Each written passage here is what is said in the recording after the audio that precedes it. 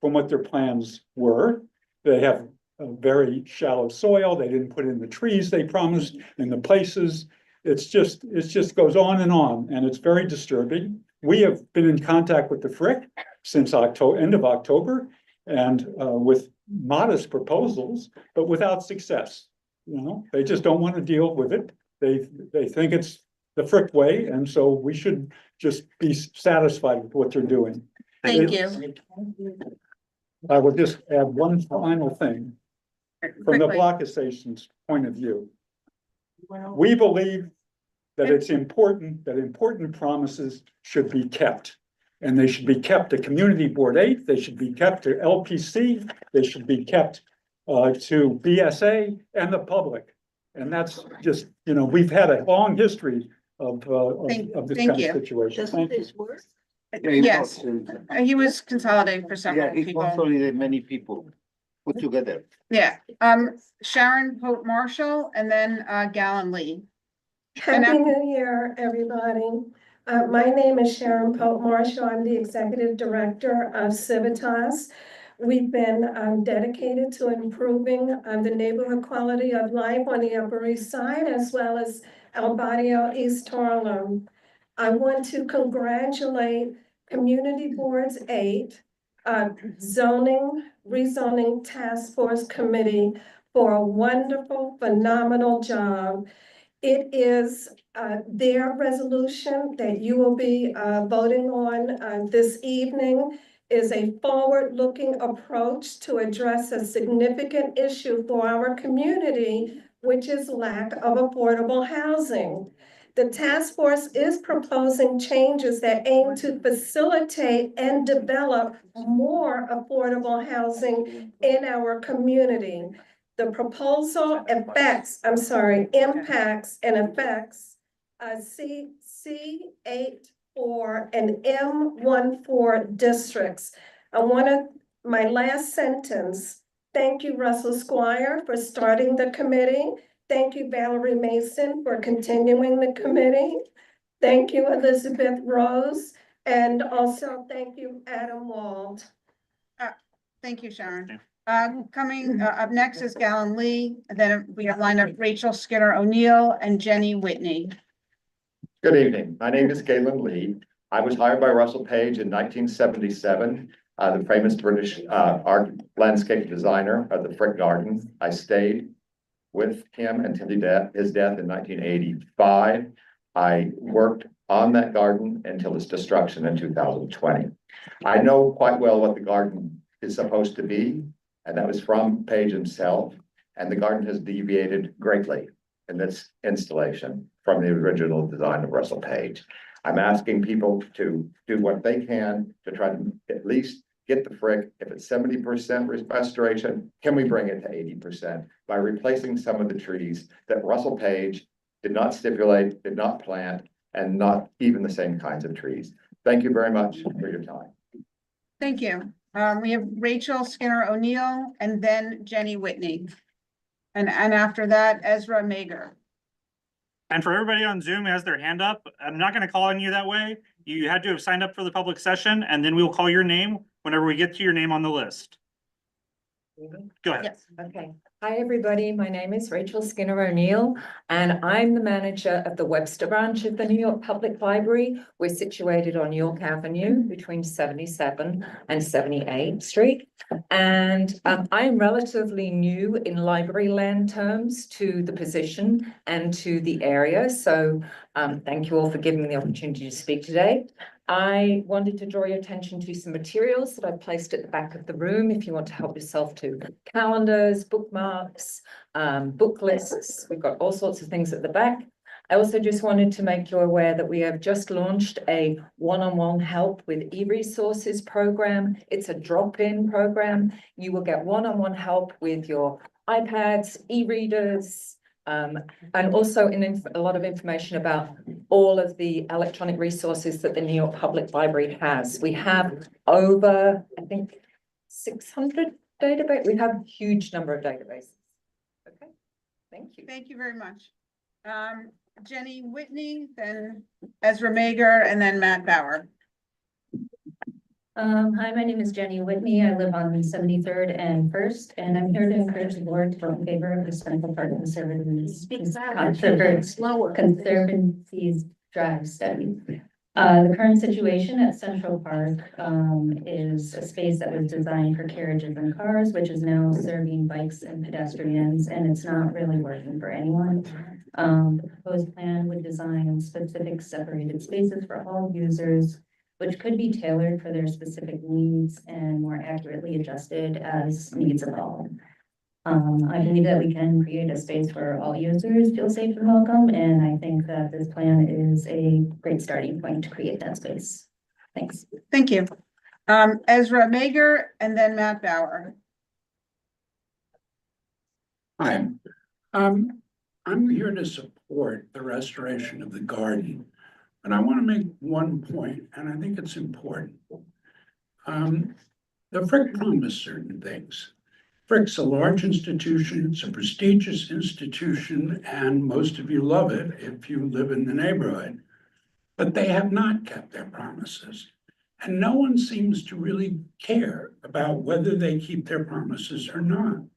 So we're asking the community board to intercede in this in such a way that we can at least sit down with them and find out if we can reach common ground and restore the garden. It's a pretty simple thing and it should be done. Thank you.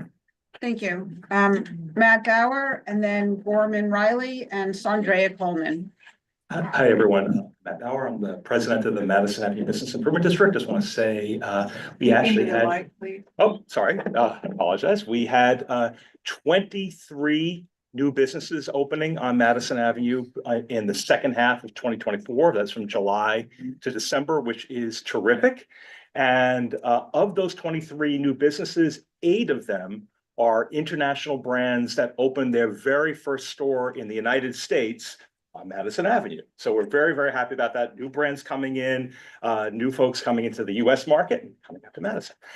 We actually had already a store open up this year. Eddie Plishti Salon moved from 73rd. Now they're on 1117 Madison between 83rd and 84th. So come visit their new location. And Kate is about to open in any day now at 828 Madison. There's the last few days of our exhibition with the School of Visual Arts. We have 16 sculptures called Today is the Day up till the end of the year. Thanks so much. Thank you.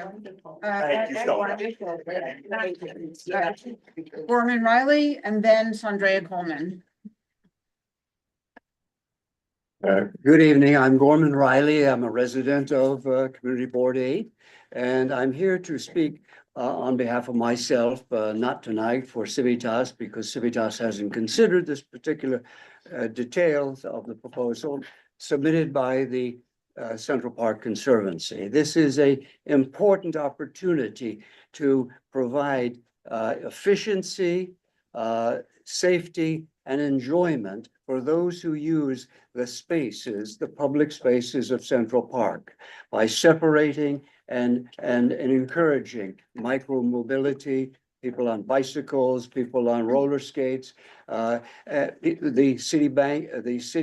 Citicorp bike program, which is pedal assist. And we should keep an open mind as to the place of electric bikes in Central Park. If it can be done with safety, that should be done. Thank you very much. Thank you. Sandrea Coleman, and then we'll move to Zoom. Greetings all. My name is Sandra Coleman. I'm the co-founder of the Homes Isaacs Coalition and One Night to Advocates. Residents of Isaac houses and Holmes Towers have been suffering for well over a decade without adequate heat, excessive heat, no hot water, inoperable elevators, chronic lack of repairs, and a few apartments have been taken over for drug sales, and so much more. There was a fire on New Year's Day around midnight at Holmes Towers, building 405. Residents were in their apartments with smoke-filled hallways, and smoke detectors did not go off. I was able, as a former member of service, I was able to call the 19th precinct and get through to the TS. If not, I would have reached out to the desk officer. Support is needed. There's very little help from our elected officials. We have some, but not enough. Thank you. We look forward to working with Rita Popper, Ed Hartzog, and the chair of our community board, and anybody else that want to sign up and help out with us. Happy blessed 2025. Thank you. Thank you. Okay, now we're gonna move to, folks who've signed up online. And if you are, we'll give everybody 1 minute each, and if you're repeating, conversations that we've had already, I appreciate if you could, keep your, comments to the minimum. So we have, Starlight Nichelle Harris. And then after that will be Nicole Itzak. And then be on the look for a prompt asking you to confirm unmuting when you hear your name, and the timer will be on our screen. Starlight, you can unmute. Go ahead. Yes, I am a longtime disabled resident of Roosevelt Island, and I use the tram quite frequently. And I just want to say that I am in support of priority boarding for Roosevelt Island residents and workers. Thank you. Thank you. Nicole Itzak. Nicole, if you're here, use the virtual raise hand feature found under the React icon. And anytime you hear your name called, you can do that to help us out. I see a Herta Engelbert. If you are Nicole Isaac, or what was it? Yeah, Nicole Isaac or Itzak. Then you can unmute, but if not, then you do not just raise your hand if you have not heard your name called. We're all adults. Okay, all right, next is Luella Straits or Straits. I apologize. Hello, can you hear me? Are you Hello? Nicole? Yes, are you Nicole? No, I'm Herta, but Thank you. Again, if you did not hear your name called, do not raise your hand. Is Luella there? Luella. I believe you. Thank you. Yeah, Luella, thank you. Thank you for raising your hand when you were called on. Go ahead. You have 2 minutes. Oh, you have 1 minute. Hi, I'm Luella. I'm speaking on behalf of 200 seniors on Roosevelt Island who have signed the petition for priority boarding. The crowds of people pushing and packing the tram is so unnerving for seniors who get very anxious about falling, and it's making the only form of transportation unavailable to us. So we support priority boarding for seniors. Please don't wait for an accident. Thank you. Thank you. Herta Engelhardt and then Joyce Short. Berta, now is your turn. can you Go hear ahead. me? Hi, Yes, can you yes. hear me? Hi, thank you for calling me. So also me, I live on Roosevelt Island since 10 years. Also me, I speak for the priority boarding for residents and workers, because for sure you know about the situation with all the tourists and that amusement park ride aspect. So all of us would be very thankful to be able to go to work or school on a normal basis. Thank you. Thank you. Joyce Short and then Teresa Lopez. And if you're repeating comments, feel free to be quick and Joyce, go ahead. Look for a prompt on your device asking you to confirm unmuting. There you go. Good. I'm close to a 50-year resident of Roosevelt Island, and I'd like to address something that hasn't been addressed. We're a residential community. We have co-ops, condos, and rental buildings, and all of our buildings pay land leases that support our $36 million operating budget. The MTA does not pay a single dime for the shortfall between the cost of operating the tram and the income from the tram. We have, for many years, when people knew that you lived on Roosevelt Island, they thought you traveled to the dark side of the moon, until they figured out that the tram was a very quick and efficient way of getting back and forth. But the values of our properties will diminish as a result of the present problem. Because a lot of people that are attracted to Roosevelt Island have children. We only have seating in our school for 600 children. And so our children have to wait in line 45 minutes to an hour to get. Thanks, Joyce. Teresa Lopez and then Moritz Kaiser. Teresa, if you were here, please use the virtual raise hand feature because I cannot find you. Moritz, you're up next. look for a prompt on your device to confirm unmuting. Go ahead. We can hear you. Hi, can you hear me? Yes. Thank you. Hi, sorry. I just want to ask to add to all the other people from Roosevelt Island. I'm also a Roosevelt Island resident, and I'm a dad of a 3-year-old. And I use the tram every day to bring my daughter to daycare, because it's the only reliable way to get to Manhattan with a stroller. And so for that, just like for old people and disabled people, it's really, really important to have priority boarding, because there's no way to get into the tram with a stroller at rush hour at the moment. And that's a real issue in trying to get my daughter to daycare and myself to work. Thank you very much. Thank you. Augusta Gross. Yes, hello. I'm a neighbor on East 70th Street, and I wanted to just say that I support reconstructing the garden, the Frick Garden, as per the Russell Page notes. And there's no excuse for living up to basic commitment of at least establishing the kinds of garden trees and bushes that were in the plans. Thank you. Thank you. Jasleen Power, apologize for mispronouncing your name. If you're here, Jasmine, raise your virtual hand because we do not see you in the participants list. Up next. Is Amy Namdar. Amy, you can look for a prompt on your device to confirm unmuting. And for those speaking in support of the Roosevelt Island tram, if you have something new to add, please do so. I think, otherwise we've heard a lot of positive comments for the proposal tonight. Okay, I'll be brief. I'm a 10-year resident of Roosevelt Island. I have 2 children, one of whom has special needs. The tram is a lifeline for us, for work, for school, shopping, doctor's appointments, as you heard. In particular, I would like to highlight a new point that I haven't heard made, which is that per my analysis on this issue, our numbers are small enough as residents and workers that this is not going to meaningfully impact the wait time of any tourists. So I don't see that it's really that much of a big deal. All tourists I've talked to, and I talk to many because I continue to take the tram despite the crowds, have said they are surprised that we don't already have priority boarding and that they are willing to wait. They do want to see the view. They want to take the photo, the video. I think this just makes sense, and your support would be huge for us. I ask you to please. Thank you. Thank you. Maggie Smith. And then Samina Kroluk.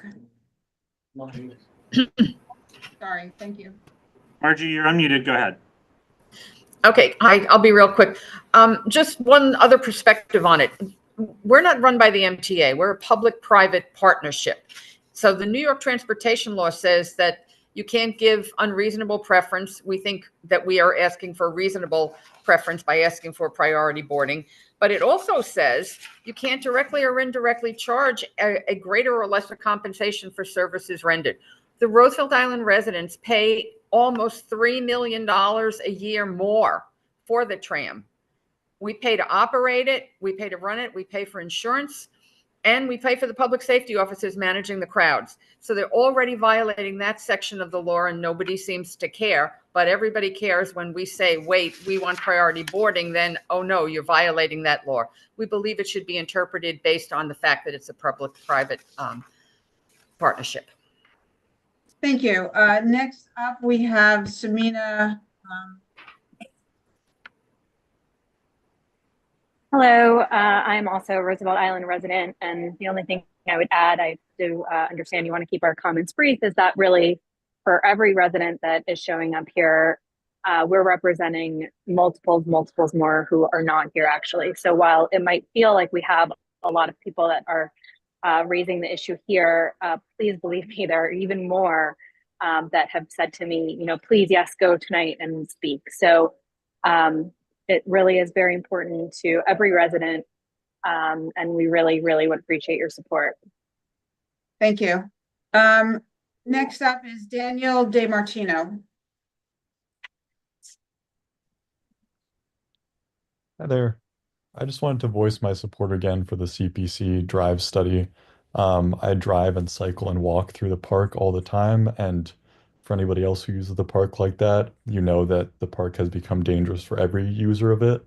And we need to rework the transverses and also the paths to make it safe for cyclists and pedestrians and drivers. So please do support that.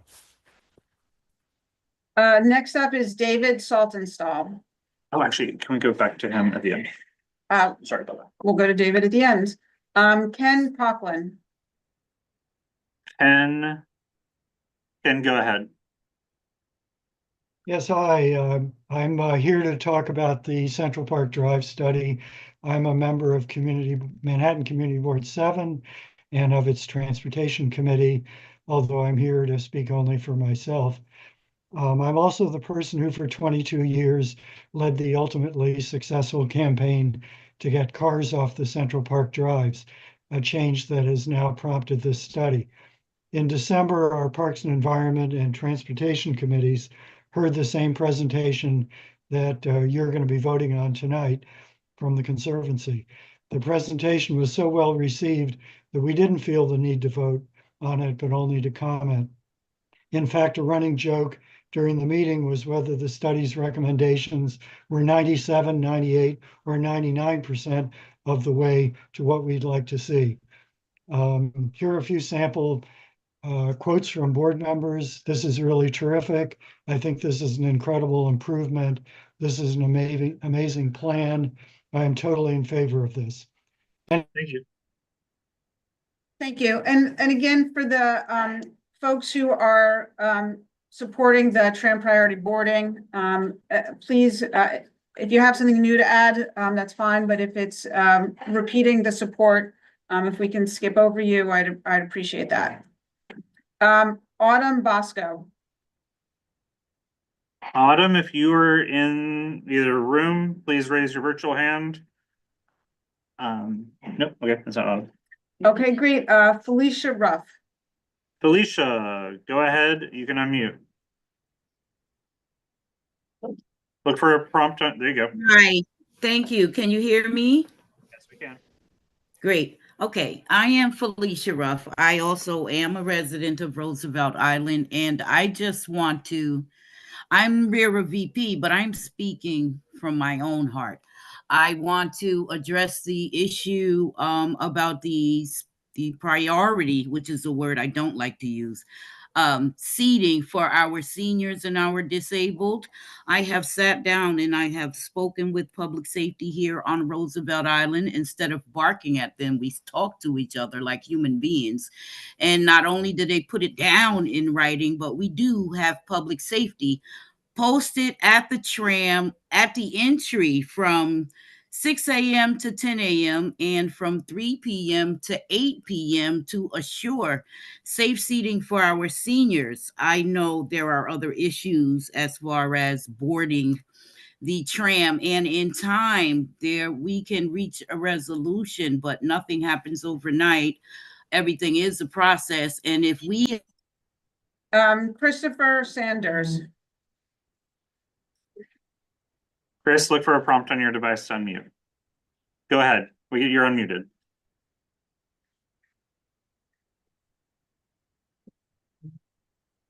No sound. Oh, actually, we can't hear you, Chris. You're unmuted, but we cannot hear you. We'll come right back to you. See if you can figure out the. Can you hear me now? Yeah, you're great.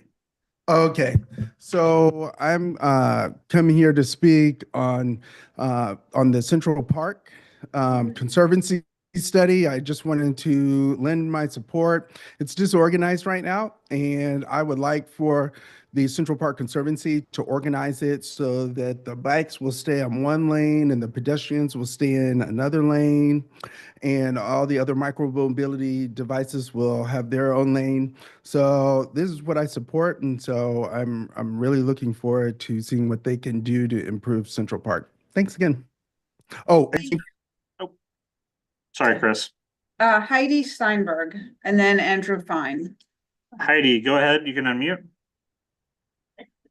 Go ahead. Hi, thank you for having me. I am here to enter the discussion on congestion pricing in the city, which I believe is discriminatory against those living in Manhattan, particularly those who are disabled, senior citizens, and those with small children, or who, for whatever other reason, are unable to take the public transportation. I've been disabled. Don't worry, I'm improving, but for the past 2 years, I've been disabled and public transportation has not been an option. I'm back on the bus, but totally unable to ride the subway. And I will just say, needing to be in a private vehicle has become unbearably expensive. I'm reasonably privileged living in the city, but I've taken a hit, and I've spoken and meet many people on the bus in the disabled section, or with seniors, or with small children. You. Thank you. Andrew Klein and then Chloe Larson. Andrew, go ahead and unmute. Thank you for your time. Andrew Fine, representing the E-Vehicle Safety Alliance. We were on the call, 50 strong on the transportation call last week. We oppose having e-bikes in Central Park. We oppose being inundated with DoorDash delivery guys. And Central Park is a space of oasis, of calm. Our calm and our serenity is disrupted.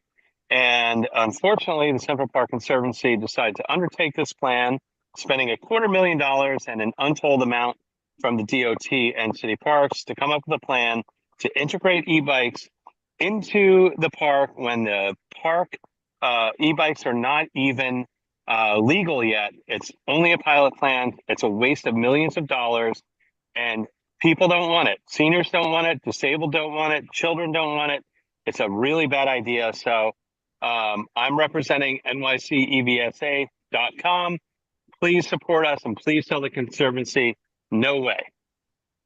Thank you. Thank you for your The next 4 speakers are talking about the Roosevelt Island tram. If you want to say, if you can raise your thumb, maybe we could just recognize your support. Chloe Larson, Skylar Borden, Margie Smith, Cindy Harvey. Didn't Margie be? I think Margie already spoke, actually. So if there's nothing new to add, if we can So it's Chloe, Skylar and Cindy. Chloe, I see your thumb up. So Chloe's just saying she supports it as well. Skylar. Yeah, I can support. Thank you. Thank you. Skylar and Cindy, the same. Skylar's iPhone. I'm also in support. Thank you. And Cindy Harvey. Cindy, do you want your 1 minute? Hi. Hello, can you hear me? Yeah.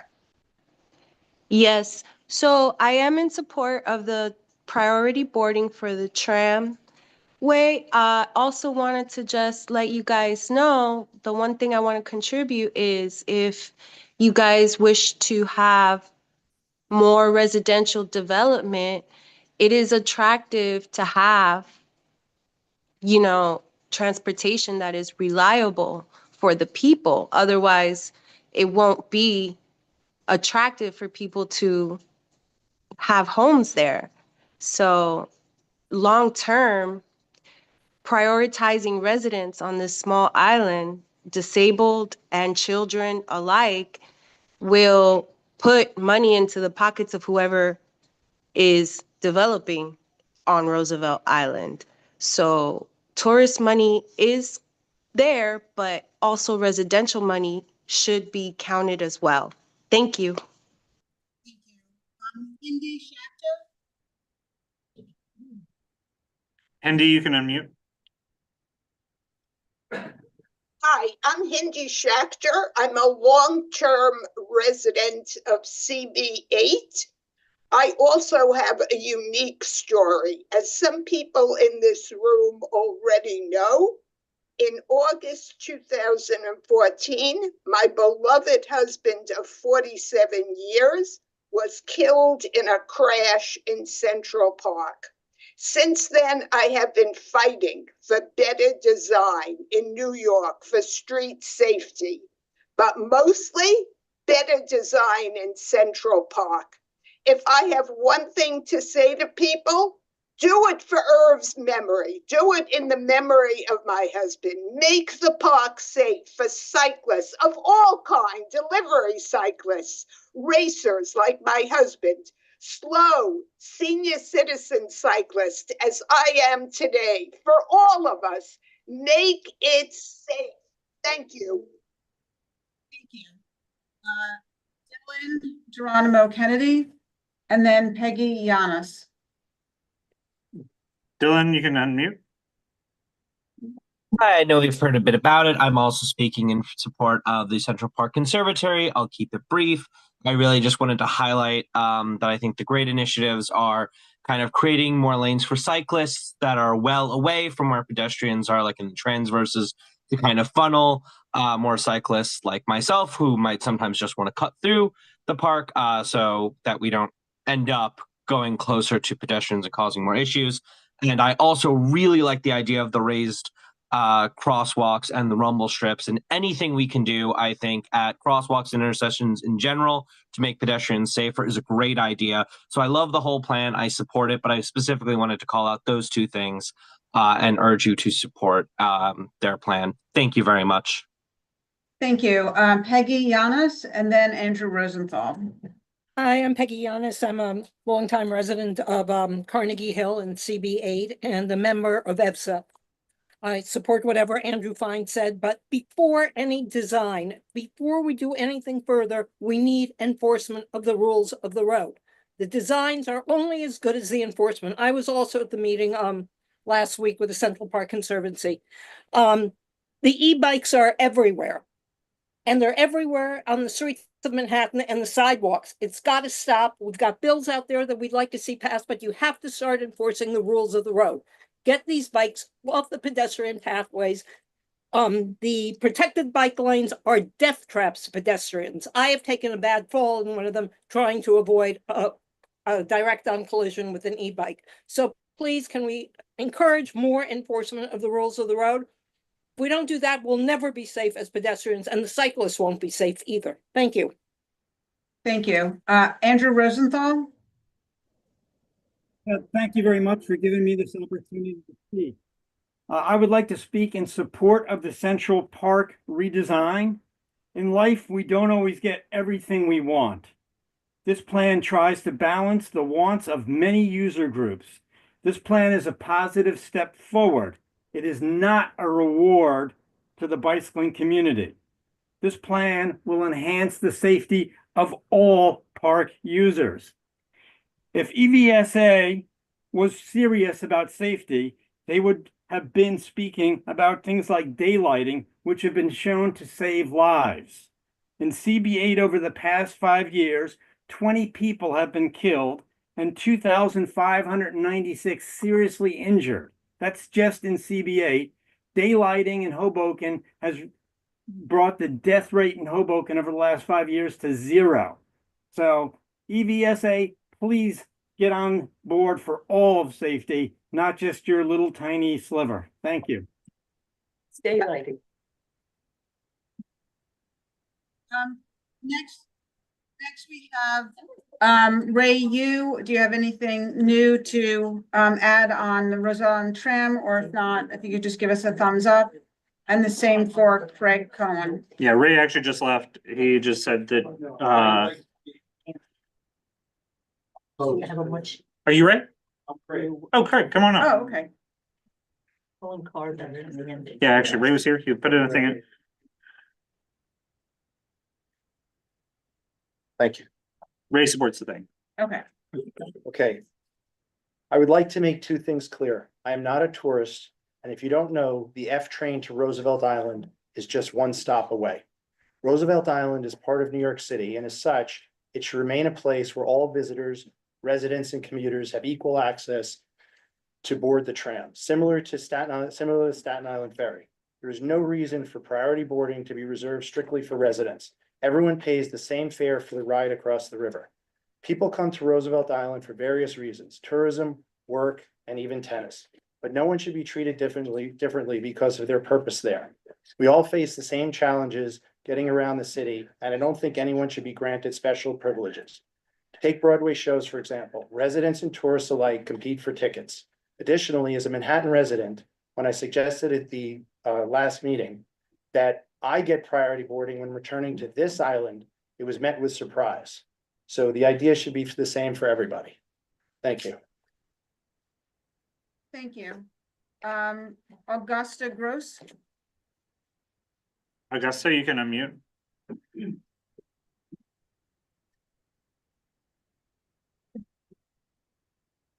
All right, I guess not. Okay. And I think some folks that we missed earlier, Nicole Itzak, you have something new to add on the tram, and the same for Teresa Lopez. Did you just heard your name called? Raise your virtual hand. Otherwise, I think we skipped over David as well. Yeah, and then David Saltonstall. David, you are here, so go ahead. You have a minute. Hey, thank you so much. I appreciate everyone's consideration here. And I'm David Saltonstall from the Central Park Conservancy, Vice President for Government Relations. And I am here tonight speaking in favor of the resolution as drafted. We greatly appreciate the support of the Transportation Committee as well as the comments made here. We are trying to make the drives, as others have said here, safer, more rational, and balancing the needs of many, many different users. We get 42 million visitors a year. That's a lot of people.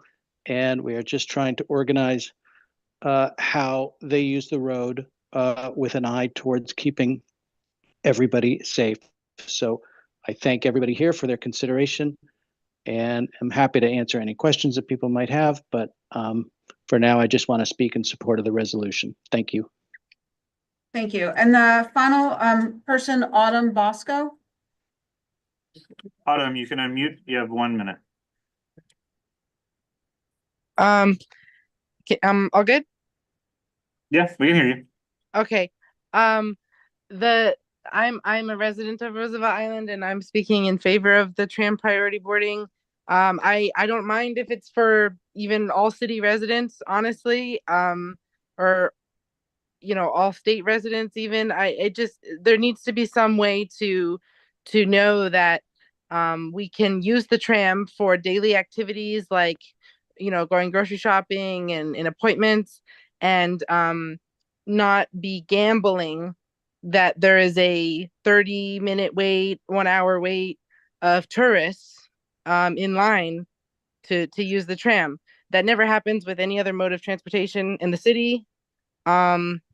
Not being able to access, like not being able to even get in the station purely because of tourists.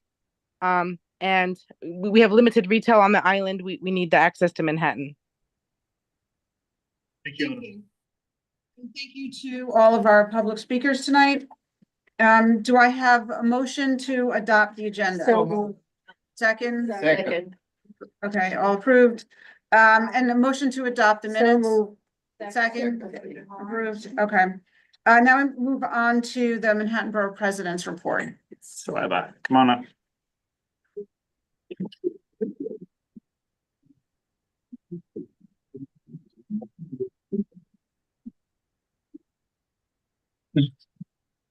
Good evening, everyone.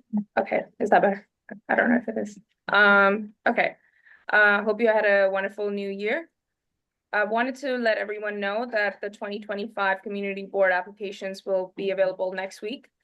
We will be sure to reach out to all members who are up for reappointment this year and look forward to welcoming all the additional new ones. I wanted to share some upcoming events at our office that we will be hosting in the next few weeks. We'll also have an official flyer that'll go around. On February 4th, we will be holding a property valuation event in conjunction with the Department of Finance at 1 Center Street in the mezzanine level. This event is for single-family homeowners as well as whole cooperatives and condos. Please also save the date for our Black History Month event scheduled for February 18th. Lastly, if you've heard about the roadmap to universal childcare, closing the 0 to 2 gap, We're very happy to share that we've supported that and accomplished it. The takeaway points are, it proposes expansion of pre-K and 3K to kids 6 weeks old through 2, closing the 0 to 2 gap. Proposes New York City newborn support program, getting cash into the hands of families in need. Announce a series of reforms needed for providers and families to provide care. More information is available on our website. And if you have any questions, you can reach out to me anytime. Thank you so much. Thank you. You wanna? Yeah, okay, so we'll move to the elected officials reports. So if you guys want to queue up here in front of the TV screen, we'll let you guys each have 2 minutes like normal.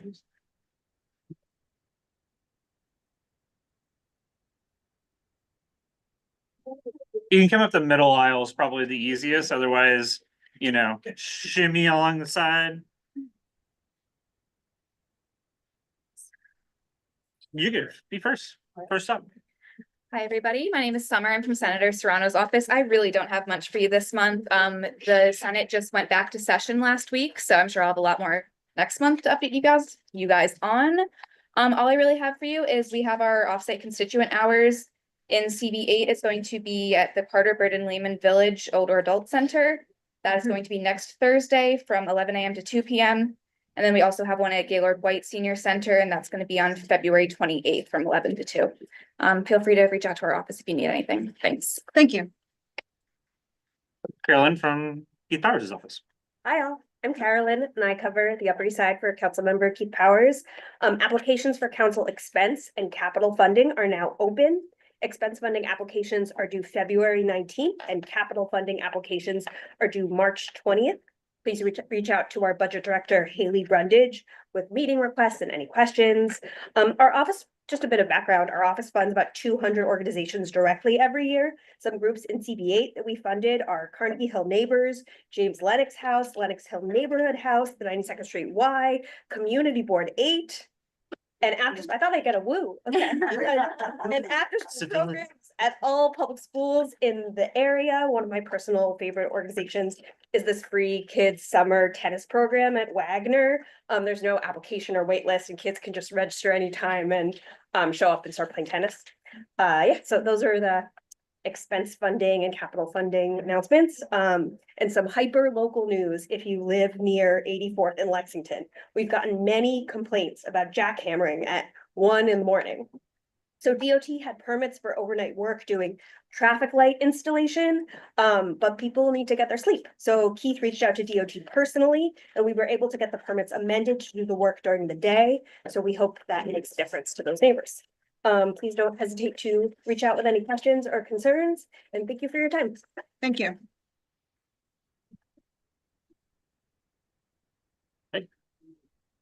Hi, everyone. Harry Gale here from Councilmember Menin's office. Happy New Year. Great to see everyone. I wanted to keep this on some local issues tonight. So I'll start with the fire that happened last month in December on 82nd York Avenue at 526 East 82nd Street. There was a horrible fire. It was a 3-story fire in the building. Some of you might have heard of it. Unfortunately, someone did pass away. It started on the 5th floor, jumped up to the 6th floor, and ended on the 4th floor. Our office immediately worked with all the great agencies on the site, Department of Buildings, FDNY, the Red Cross, HPD, and we were able to stop the building next door from having to be evacuated. They had to turn their gas off in the middle of the night, and due to freezing temperatures the next day, if heat couldn't be restored, which seemed likely, they'd have to be evacuated by the Red Cross too. And we were all able to work with Con Ed to make that exception happen. So that second evacuation did not occur. About the Birch Wathan School open streets permit, Councilmember Menin wrote a letter to DOT asking that they deny the permit. And I wanted to make that clear, as I know how strongly the community and Community Board 8 felt about it. And lastly, I want to discuss some sanitation wins. Our office funds extra ACE cleaning on 86th Street corridor and other places in the 80s. We saw that they weren't doing a good enough job. We let them know. This was feedback we were getting from the community, and they just added a new extra day of service for free. and a new cleaner on the crew for free. So I think we're all going to see a much cleaner 86th Street corridor very soon, and in that mid-80s area in general. I think I'm out of time, but great to see everyone. Thanks. Thank you. Hi, everyone. My name is Julia Mayenza. I'm a Community Engagement Coordinator for the Manhattan District Attorney's Office. I cover this area. It's great to be here tonight. I have a few announcements. I think about 2 meetings ago, I announced the trespass notice trainings that we were facilitating in partnership with the 19th Precinct and with the Madison Avenue bid. We recently had a story on Fox 5 New York that covered those trainings across the borough called Retail Theft in New York City, How Trespass Notices Could Reduce Repeat Offenders. It had a quote from this neighborhood's very own Matt Bauer, which was wonderful to see. Highly recommend people check that out to see kind of how our office is using all of the tools possible to fight recidivism in shoplifting, which, as we all know, is a major driver. I also wanted to direct folks to an op-ed that the DA co-authored along with Councilmember Keith Powers and the Borough President Mark Levine called Removing Street Scaffolding Helps Fight Crime, about the impact of scaffolding on public safety. A really good read, and a lot of folks who have done a lot of work on this in this neighborhood as well. And finally, we have our high school summer internship program applications opened, I think today. This is a 5-week paid internship for young people who are learning about the criminal justice process. I supervised, I think, 15 students last year. It's an incredible program. If you know people interested or you have a student in mind you think is fantastic, please feel free to reach out to me. And then we also have another program called the Gun Violence Prevention Fellowship, and that's for young people specifically impacted by gun violence who have that lived experience, who do a 3-month fellowship in the Community Partnerships Unit where I work, where they end up giving policy proposals on how to reduce gun violence in Manhattan to the district attorney and to other executive team members. It's a really fantastic opportunity as well. So if you have people in mind for any of those or want to spread the word to people you work with, please feel free to find me. I'll give you my card. And it's great to be here tonight. Have a great rest of your meeting. Thanks so much. Thank you.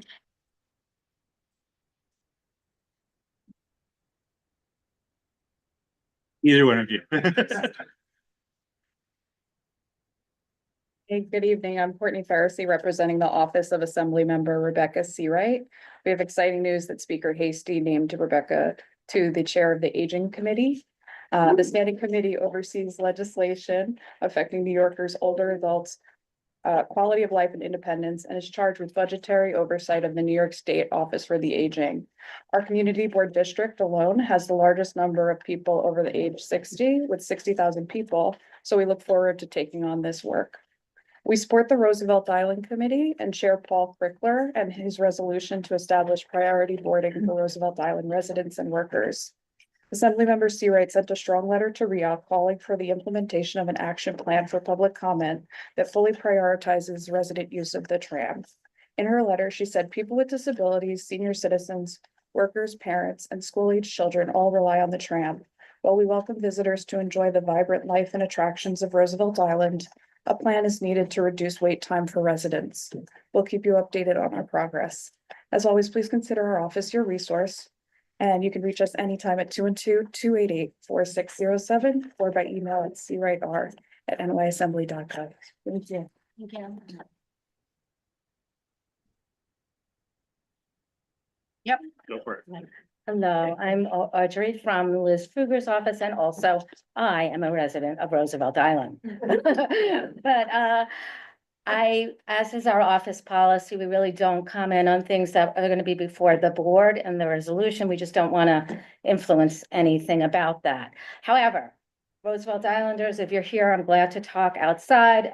For those on Zoom, glad to see you on Main Street, or to talk to Paul about Liz's point of view and the things our office has been communicating with RIAC, as well as the chair of the RIAC board about with regard to the tram. Moving onward, as we said last month, Liz had 2 pieces of legislation that she was really interested in having the governor sign. One was about the Grays, which you heard about earlier, and the other one was the Superfund, which we're glad to say the governor signed. And as you look at the fires in LA, and perhaps you even know some people who have suffered their homes and their neighborhoods with those fires, the Superfund will allow for New York State to have a dedicated fund where fossil fuel companies, the big ones, have put dedicated funds into the state for New York State to then apply to problems that have been exacerbated by climate change. So we have had mudslides, we've had Superstorm Sandy, we've had other floods and things like that. This will be a dedicated fund that the state can use for these kinds of disasters that affect our communities. The other thing, as you probably know, next week, the governor will put out her budget. We expect someday next week. Liz remains chair of the Finance Committee. For the following month or two, the Senate will be working on their budget, which is called the One House. The Assembly will be working on their One House. We hope by the end of March, the three parties will be together to negotiate. As Liz says, the beginning of this process is everyone's hopes and dreams, but we all know it's going to be a challenging year. It's probably not going to be in place by April 1st, but we'll keep you posted. Bye-bye. Thank you. That's everyone. Okay, great. So up first is the Roosevelt Island No, Committee. chair's report. Sorry. I rushed ahead. Valerie, who is so dedicated as chair that she is 16 hours away and is still here to give the chair's report. Sorry. Hi, everybody. I just want to start off by saying Happy New Year to everyone. I didn't want to miss the first meeting of the year. I'm really excited about how many people from the public have joined us this meeting. I want to welcome our latest officer to the dais, Sebastian Hallam Clark, a new face. Happy to have you there. Sorry I'm not there to welcome you in person. And I want to thank Felice for chairing the meeting tonight. I had no idea, Felice, that there would be almost 80 speakers, so I owe you one. A couple of things I just want to address. We have upcoming meetings after this in January, street fairs on January 21st. We have our congestion pricing task force meeting on January 22nd. I would urge some of the people who have been speaking tonight to attend that. We have our Women and Families Committee meeting on January 23rd. And then on January 28th, we will be having these are our typical monthly meetings, but I'm just highlighting them. January 28th, our zoning development and housing committee. As you might have heard from the public session, and as we have been discussing since December, Lenox Hill Northwell Hospital will be doing a presentation of their plan or plans. There may be optionality here, so I'm not going to put my spin on what they're going to present. They will present what they present. This is not part of the ULURP process, so this will be an opportunity for people to listen and ask questions. Right now, we understand that the presentation will probably be about a half an hour, and the hospital will take questions for at least an hour and a half. We don't want to go too far overboard. I want to remind the public that if you have viewed the plans on the website, on CPC, whatever, you can send questions directly to Northwell via the email that they gave at the last meeting. That's an open opportunity for you to have a dialogue with them, and I would urge you to do that. I just want to say on behalf of Community Board 8 that we welcome everyone who wants to attend that meeting. The first meeting on January 28th will be via Zoom. And we welcome you to attend. And as with all our meetings, we urge you to be respectful to all sides of the issue so that everyone can be heard in their totality. A couple of other things about our committees. Our voting reform and charter task force will be back at work thanks to the mayor, who's going to put forward another charter revision. We're watching that, so check the calendar. Our communications committee is going to get off the ground. If you are a community board member and you have interest in serving on that committee, please contact Will Brightbill. I've actually gotten more requests to join the committee from the public than the community board, which is also great.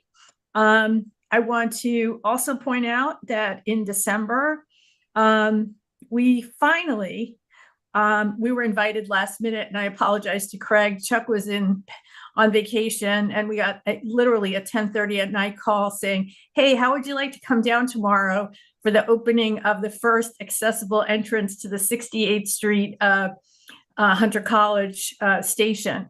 this community board worked for many, many years to see that elevator entrance come to pass. And so I did go down there. Jenna Lieber acknowledged our participation. I don't think he actually realized how long this board and the Transportation Committee and the community has been working to get that entrance in place. But apparently it is the last of the 100 critical stations in the system to finally have at least one elevator entrance. And so I think it's very exciting that we finally have that, long overdue, but nonetheless very welcome. So, and the artwork is very beautiful too. I want to point out, thanks to all of the interaction between the public, this community board, I just want to update you on the Birchwathen Lennox request for a closed street or an open street, depending on your point of view. We received tons of email and obviously in prior meetings, comments from the public, and that is still on hold, and DOT has not made a decision one way or the other. So that continues to go on.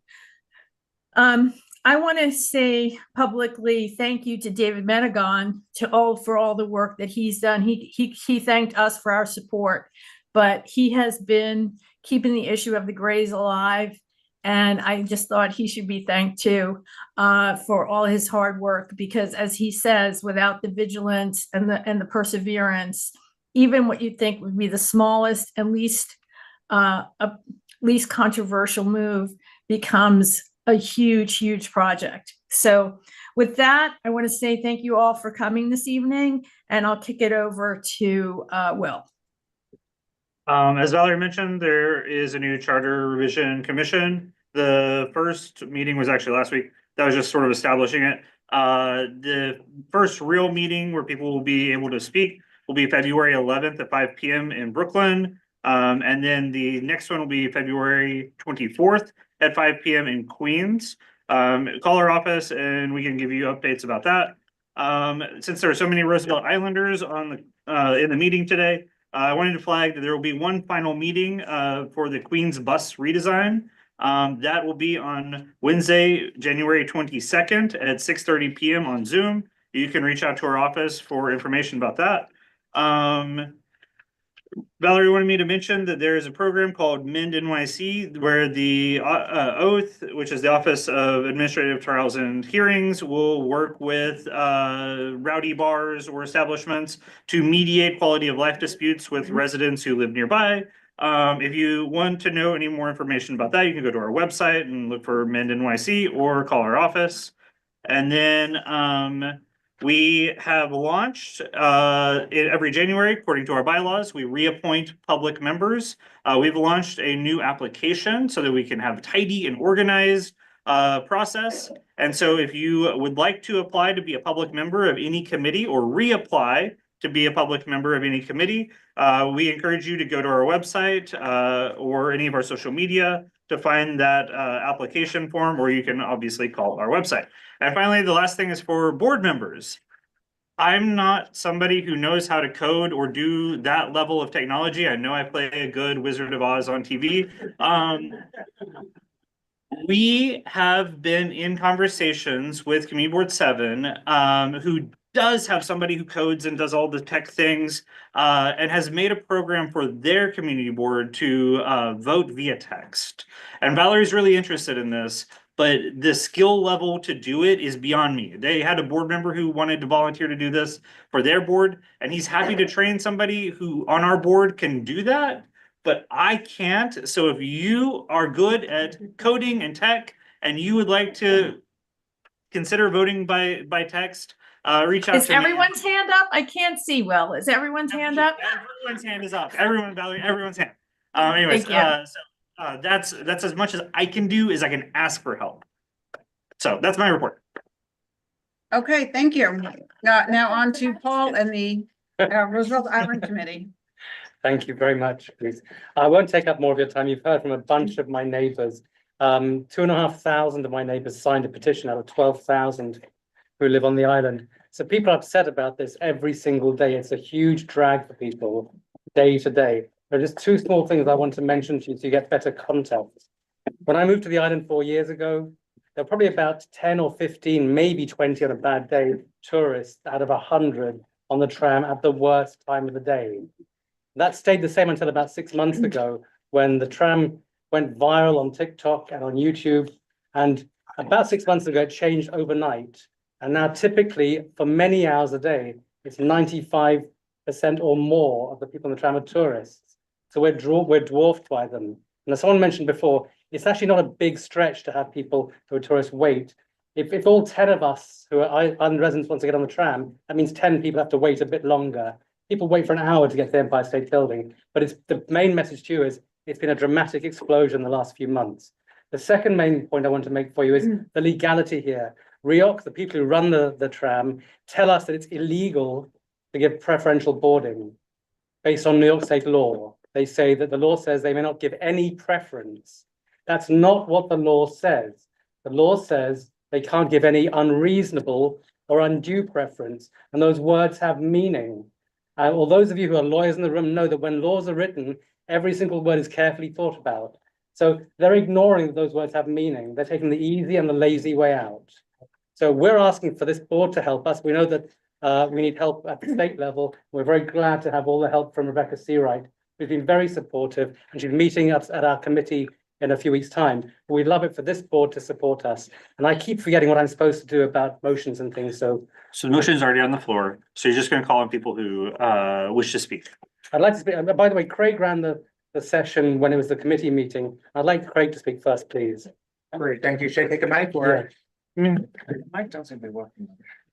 Yeah, just be loud. We're in a small Okay, room. I'll be loud. Good evening, everyone. And I just want to congratulate Paul on his effort, and I want to acknowledge everyone who came out to speak about this topic.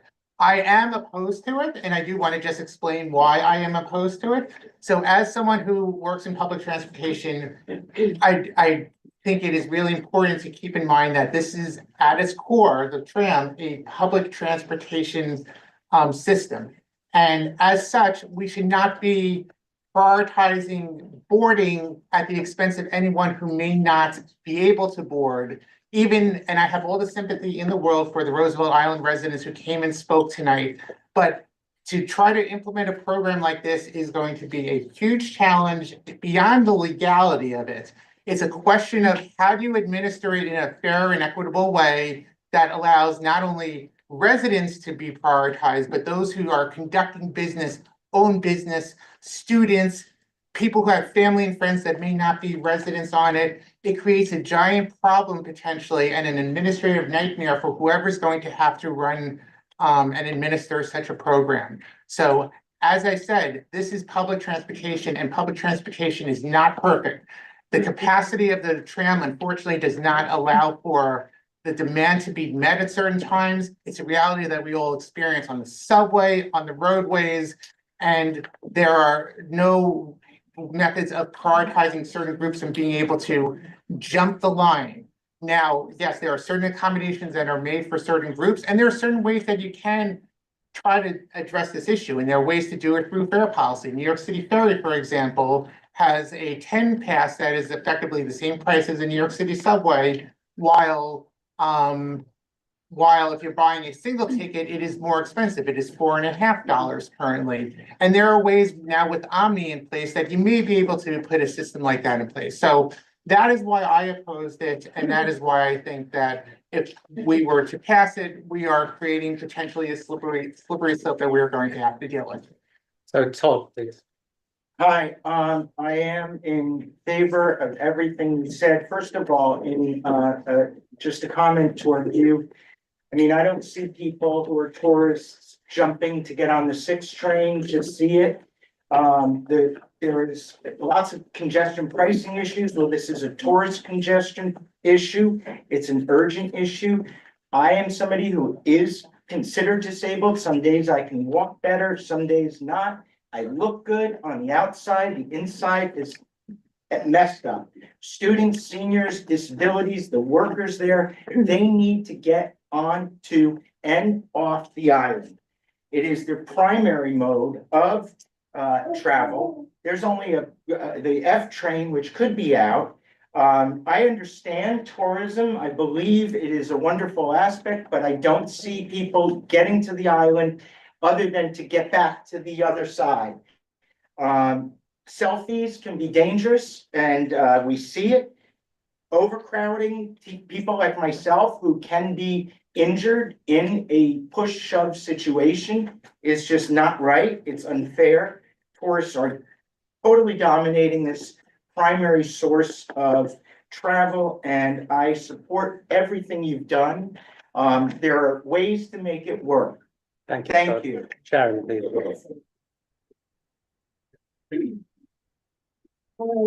First of all, I want to know that, Craig, you are not alone, because I very much agree with you 100% on all of your points that you made.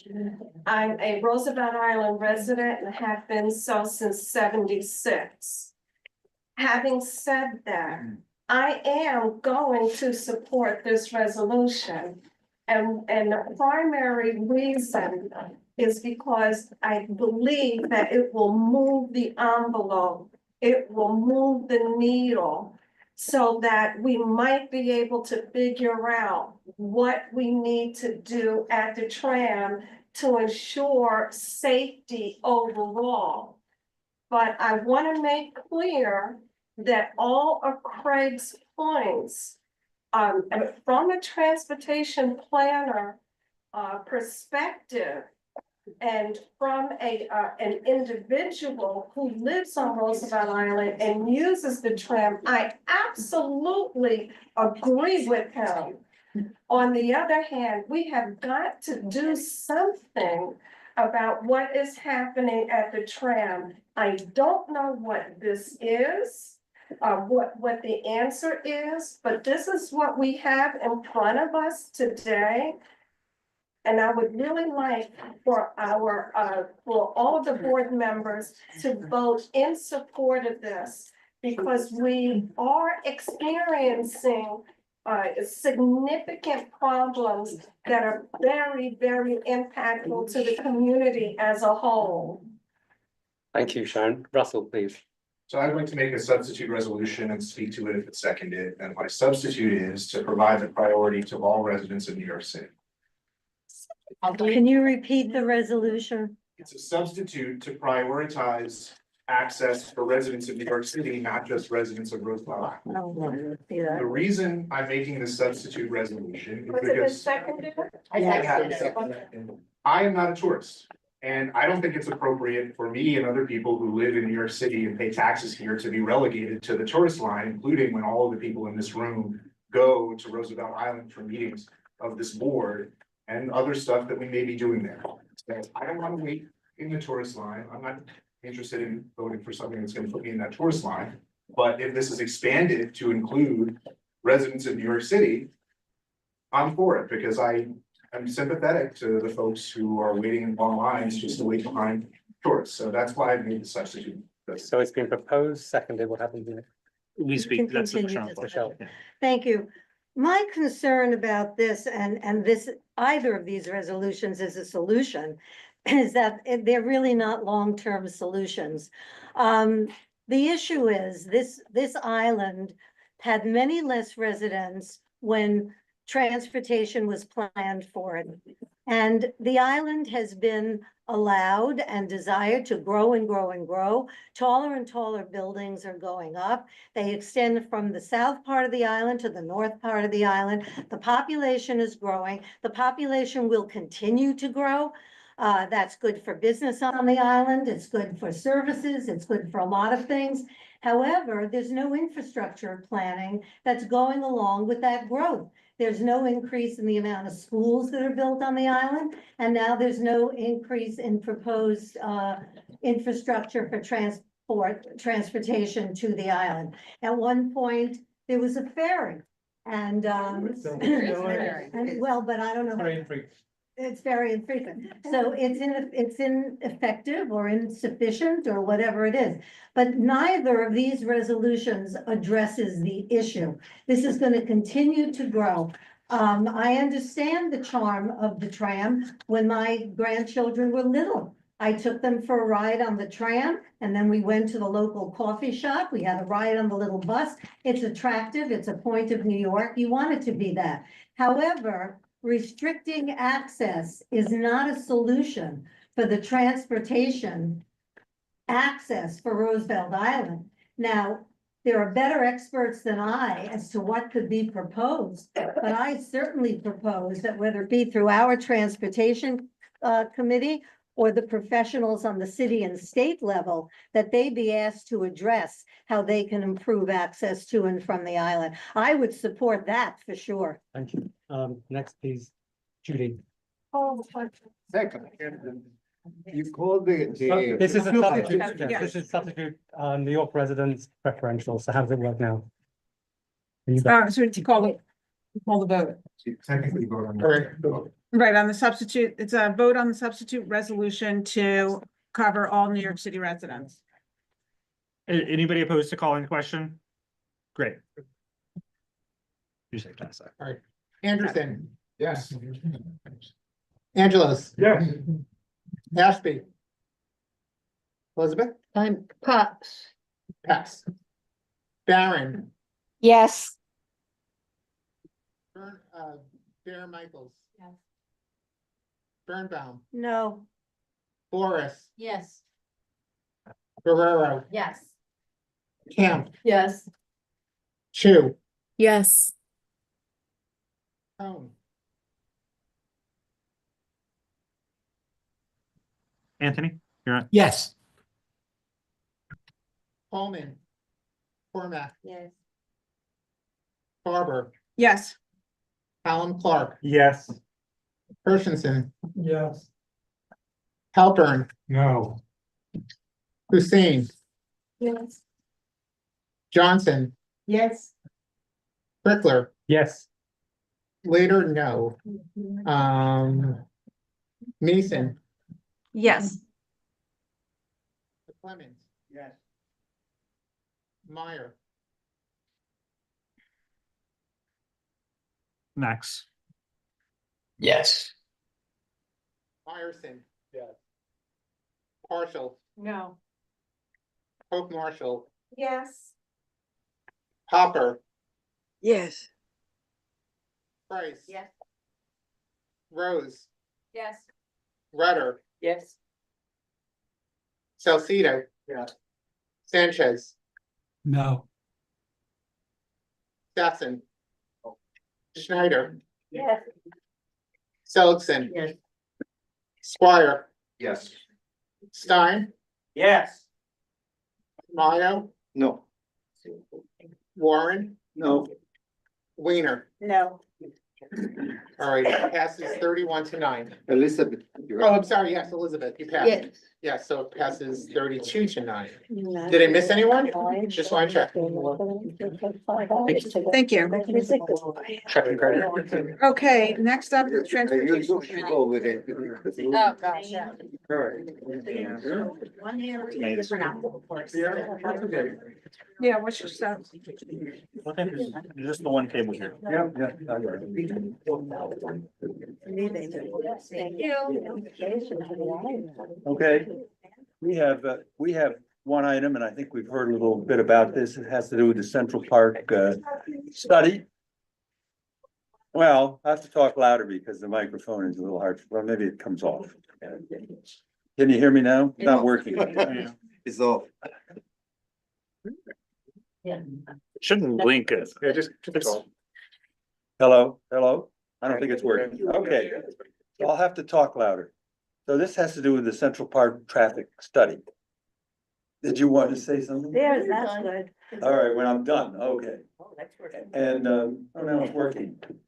You know. Okay, and so we had a very vigorous discussion, and what it does is lay out, short-term, medium-term, and long-term recommendations. And the short-term recommendation is essentially to have more space for, walkers, pedestrians, and runners. And then have space for the slow bikers and such, then have space for the fast bikers. And then there's a whole bunch of other recommendations that they have, make more uses of the archways, do some do some recommendations for bike paths, improve bike paths going through and making more use of some of the paths within the park, et cetera. And I think there was, fair to say, general support in the committee for those recommendations. The big issue was really the issue of e-bikes and e-scooters.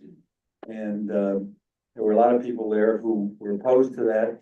And in the end, we came up, I think, with a good resolution, thanks to some of the help of Sebastian, Alan Clark. And we essentially, our resolution is that we approve as presented by the Central Park Conservancy, the recommendations of the Central Park Drive Study and Circulation Study. And we further approved the resolve. The Community Board 8 reiterates the position opposition to the presence of e-bikes and e-scooters in Central Park as presented in its prior resolution. We had a prior resolution last year in relation to the pilot study where we said we disapproved of that. And so that's our resolution that was approved.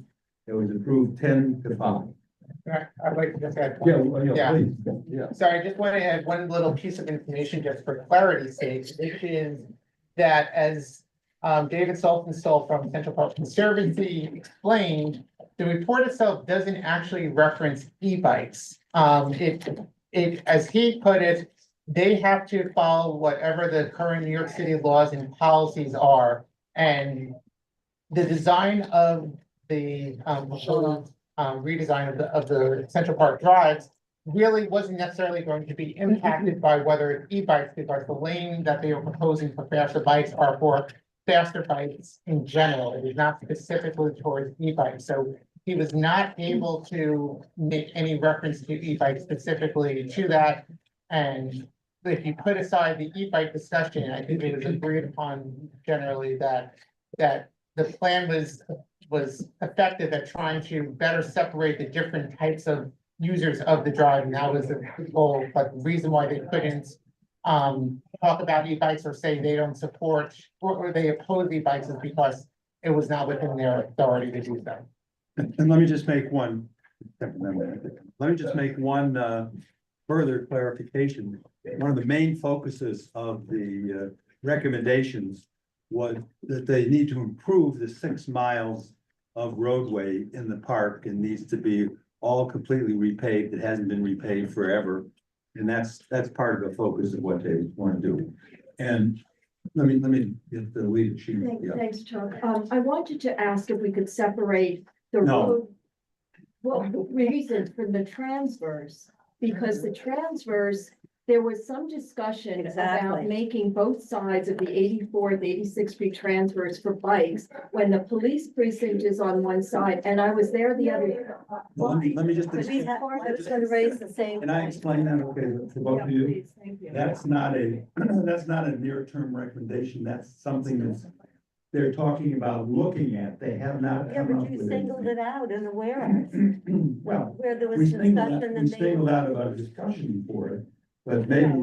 Well, they responded by saying, yes, they would consider keeping it pedestrian or either making one side or the other because of access to the Right, precinct. but it's a study, it's a pinpoint study. But you basically. singled it out and I don't think it's an appropriate whereas.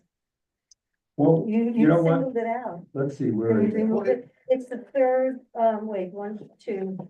The bike lanes will It's about provide, yeah. 4 from the You know bottom. what? I agree. Let's remove that, okay? We'll remove Should it. take that out. Yeah, definitely take it out. All right, Barbara? thank you. You know, I was at the meeting and I don't know if I missed it or wasn't addressed. My problem is when I cross from one side, I'm on the west side, I'm going home to the east Right. side. I have a nervous breakdown every time I have to, and it isn't just e-bikes, so that it is the runners, everybody, because nobody, and I was at one meeting years ago when they said bikes don't have to stop at the red light if they don't see No, anybody. what they talked about, one of the recommendations that they want to pursue is to make these crossings better and do things to slow people down. They would have some Yeah, if I have, raised but things it's and stuff not, like if I'm that. saying it's still, they're there. Is there something that could be done that we could say that they have to stop at red lights? It's law already. It's not. Right, that is, yeah, that's an It's not- enforcement and in issue, yeah. fact, I remember years ago, a meeting where they said, we don't need to, you know, if nobody's around and everything, the bikes can go through. And the bikes do go through, it's very difficult to No, they're cross. gonna try to design things to make that easier to cross. That is one of the It things they're was gonna just the focus on. bumps, Yeah. Russell. So I'm still a little bit concerned about the transverse point because I appreciate you taking the whereas it. But ultimately, what the resolution does is it endorses what is in the plan. No, So but the that's not in the transfers- plan. That's what, no. Well, I'm asking them for clarification, because if what you're saying is, I guess there's near, medium, and long-term components of the plan, Correct. so it's, you know, this and that, I mean, the resolution doesn't specify that we're only endorsing the near-term recommendations of the plan, so to the extent that that's the basis of the distinction, it is not in the resolution. I don't know what it says about the medium term, but to the extent that at any point it says, we think we should replace the pedestrian portion with a bike lane, that's concerning to me. If it doesn't say that, then please clarify that. But the mere fact that it's put it into a medium term thing, as opposed to a near term thing, doesn't solve the issue. No, it doesn't say that. What it says is they want to study that. They haven't come to a conclusion, and we had a discussion. They said, yes, we will absolutely, when it comes to that, look at the idea of, you know, having the pedestrians one way, you know, on one side and the bikes on the other side. So it's all up for study. It's not really at this point an issue.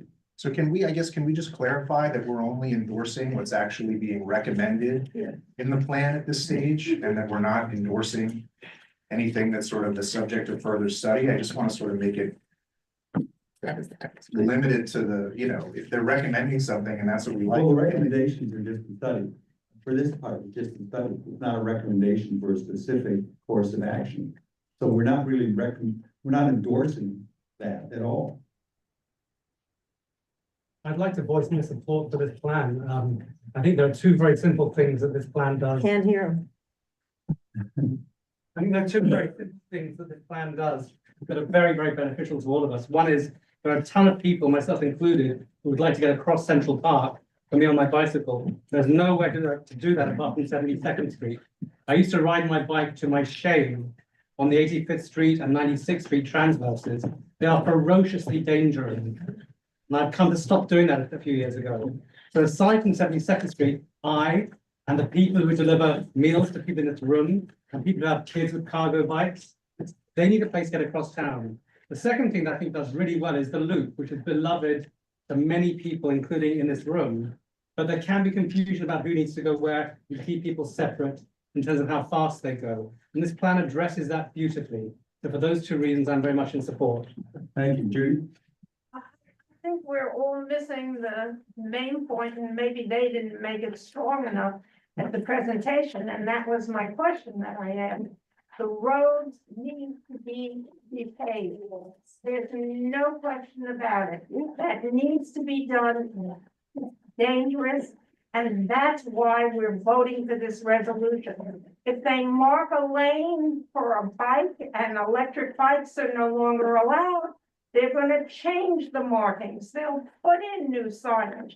But I think we all need to support this resolution because there's no question that the roadway needs repaving. As Chuck says, it's been 1,000,000 years since all these roads have been paved in the park. It's only been 10 years. Let me just read and because these issues been raised.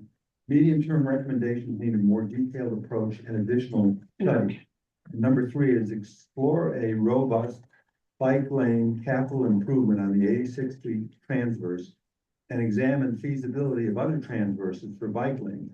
Prioritize an in-park bike lane along the 86th Street bridle path. And that's all explore. That's a new sentence, prioritize it says explore this and this and this, period. Prioritize a new bike lane, to replace.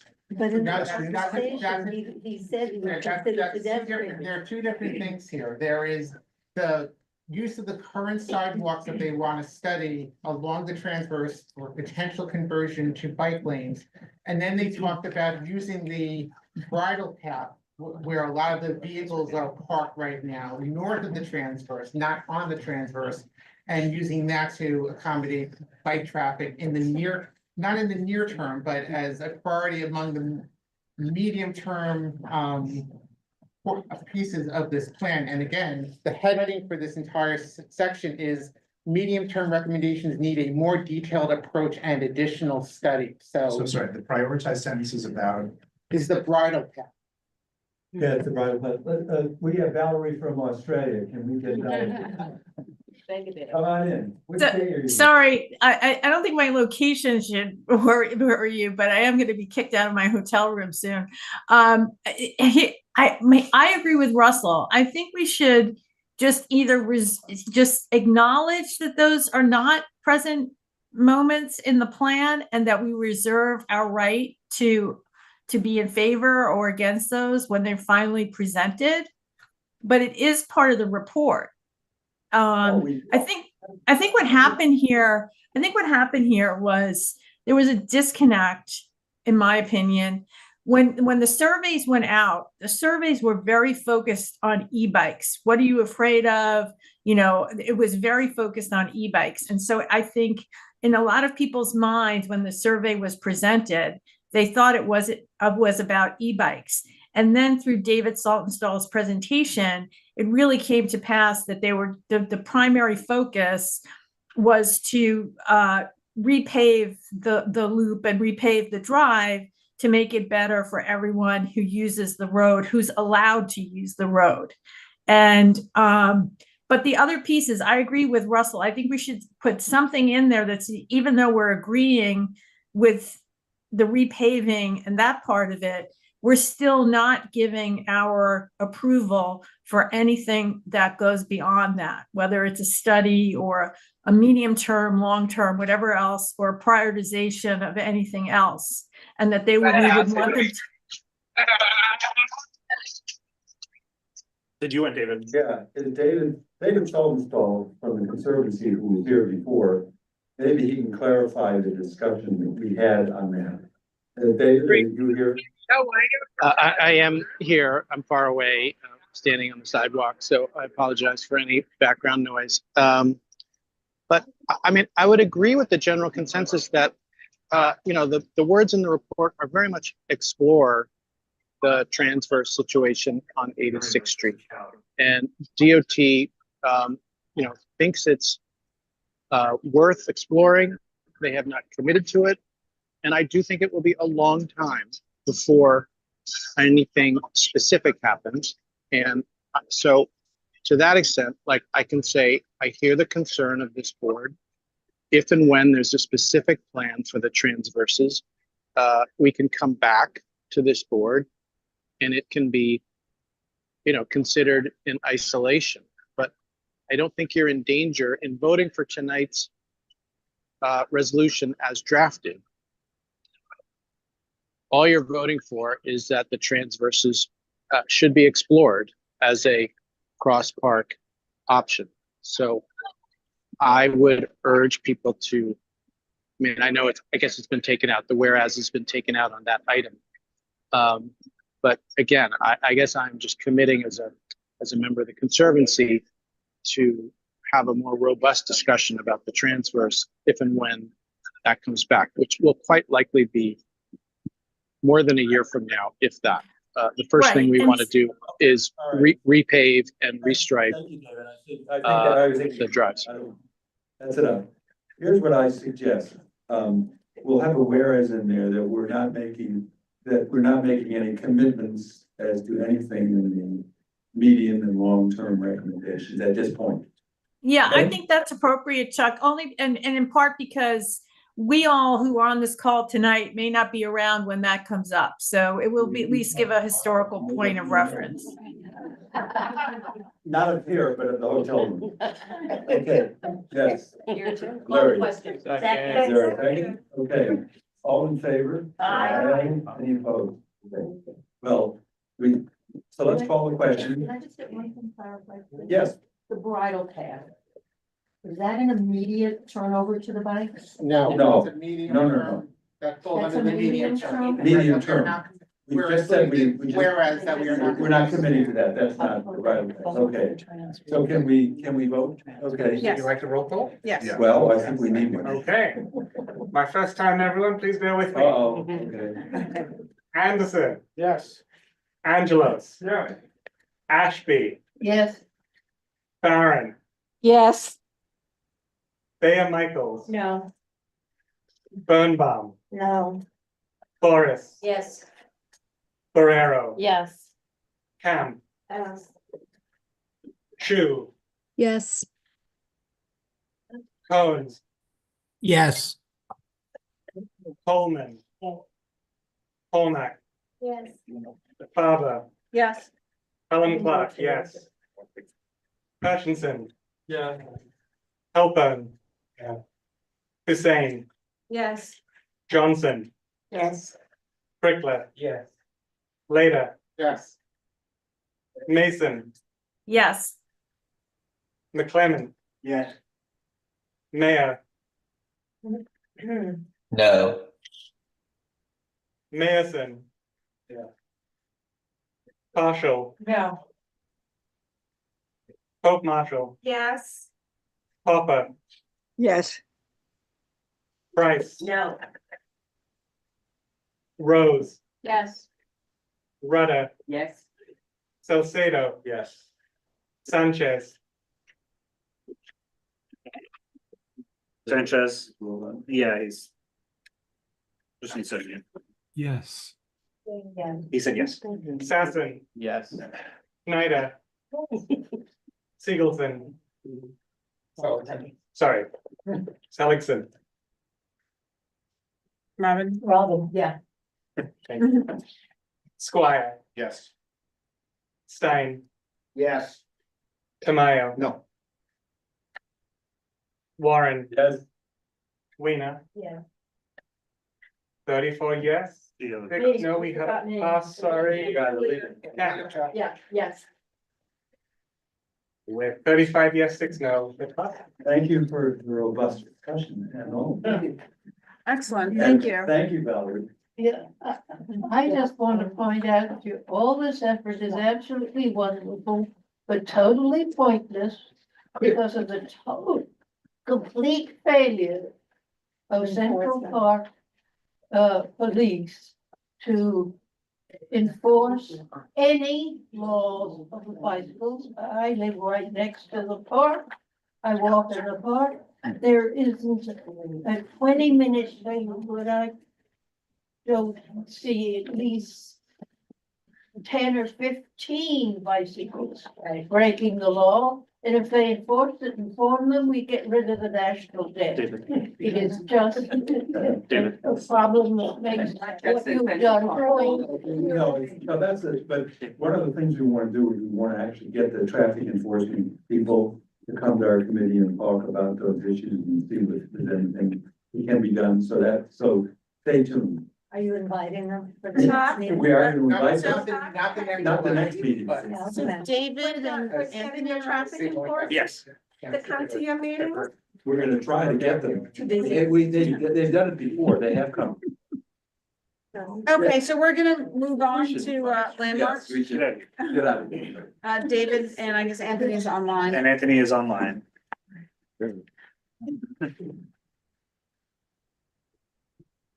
Anthony is going there. Yes, I'm going to start. Will, do you have the 74th Street slides up? Yeah. Okay, perfect. All right. This was an application. The vote was 7-1 in favor, where the applicant, and Will, if you or someone could point at it, at the tiny dot that is the greenhouse before and after.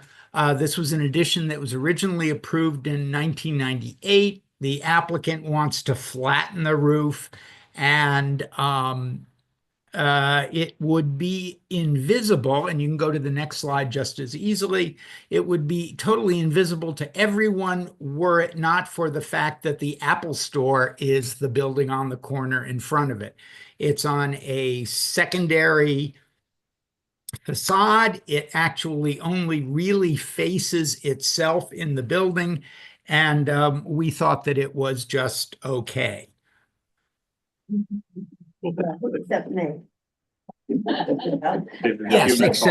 Yes, except for Michelle. Let me just down. I know somewhere in there you have a close-up so people could see the difference. If you looked at the before, the frame is, I'll use the word thin, very thin. When you look at this proposed, it's very comparatively very thick pieces of what looks like lumber, like 2x4s. You can see it, there's a more detailed picture where you can see it. To me, it was very unattractive and there was no need for the frame to be that thick. I have no objection to the flattening of the roof, but the materials, I think they went overboard. Well, in point of fact, the reason the framing is thicker is because the glass is improved thermally, and that just means that it has to be thicker. At any rate, we voted 7-1, and if anyone would like to call the question, we would appreciate it. Second. Anyone opposed? I'm opposed. Oh, Okay. No, opposed to the to calling the question. Okay, so is there anybody other than Michelle that's voting no? So can we continue by Yes, we can. acclamation? Okay. David. Search. Go to the next one, 809. Search, that's okay. Madison Avenue, and we see the. Yeah, I'll put it up one second. You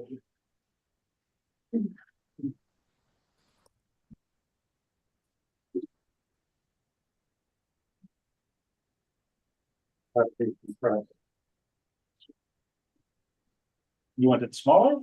Yeah, well, I think we should be able to see down 68th Street. In any event, it's not critical. But you see here, two stores next to one another in the corner building. The store to the right is the original, and surprisingly, Landmarks approved the store on the corner. So the proposal is next slide. Proposal is to put in another display window on 68th Street. It matches in detail and in character, not only the retail store that the right-hand one, but if you could see down the line, there's another display window towards the very end of the building, and then there's the main entrance. All of those elements are made of brass.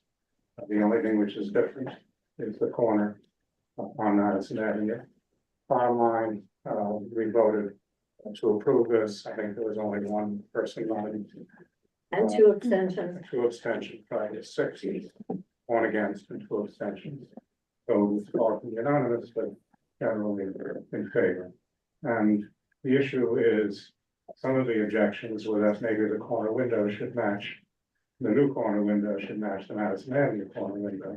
But I think we all agree that by doing it the way they're doing it, it anticipates bringing back the original corner window and then having essentially the original design to the building, which is far superior than the corner that is a change from the original. Michelle? Yeah, the reason I oppose, the owner, I should say, is proposing this. So this doesn't come necessarily from any occupants of the actual retail store. And to my mind, it's jumping the gun because he had in his head that this would eventually be changed so that that Madison Avenue store on your left will eventually be brought into, I'll use the word compliance with the other two stores. To me, he's jumping the gun. There's no reason to do that now. And also, I think you have to discuss further the merit of doing a cut on the 68th Street side of the building. And the fact that there was no tenant that represented any need particularly, but this was just something that the landlord is proposing, I don't think it serves any aesthetic need. or any practical need that we know of. So to my mind, I don't see the purpose of it. Well, I think the landlord is correct, and we probably all felt that way. First of all, he showed us a number of precedents along Madison Avenue. Number two, it gives more visibility, and what merchants want is visibility. Number three, that visibility is there, and he does get the right tenant, and perhaps that tenant will pay for the new appropriate storefront. But I think would be a mistake, my own personal opinion, be a mistake, not to do what was proposed. Call the question. Second. Anyone opposed? Second. Okay, well, should we take a vote since, or is anyone other than Michelle opposed? Well, I'm an abstention. Okay, so let's take a vote. Well, there are a couple, we should. Anderson, Yes. Angelos, Yeah. Ashby, No. Barron, Yes. Bayer Michael. Yes. Birnbaum, No. Flores, Yes. Guerrero, Yes. Camp, Yes. Chu. Yes. Yes, three. Cone, Yes. Coleman, Yes. Cormac, yes, Farber, Yes. Alan Clark. Yes.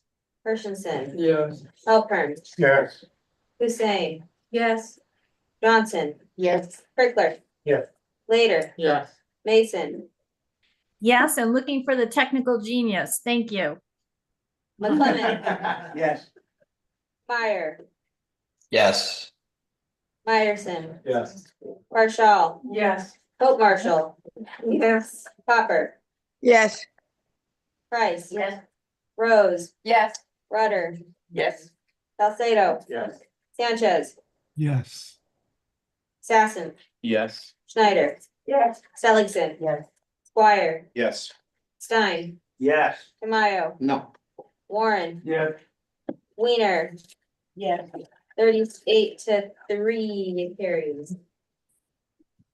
Okay, next. Great. Okay, Okay. next, Will, if you would cue up the images. We have our old friend, the Whitney Museum, former Whitney Museum, now Sotheby's. And we had to divide this application into two parts. The first part, which passed 8-1, Marco, I think, was the only dissenter, involved essentially the creation of a new elevator at what is the rear of the building. If you're standing in front of it on Madison, it is minimally visible. You can see in that second picture on the right, the bulkhead is 18 feet square and exactly 10 feet 3 inches taller than the adjoining egress stair bulkhead.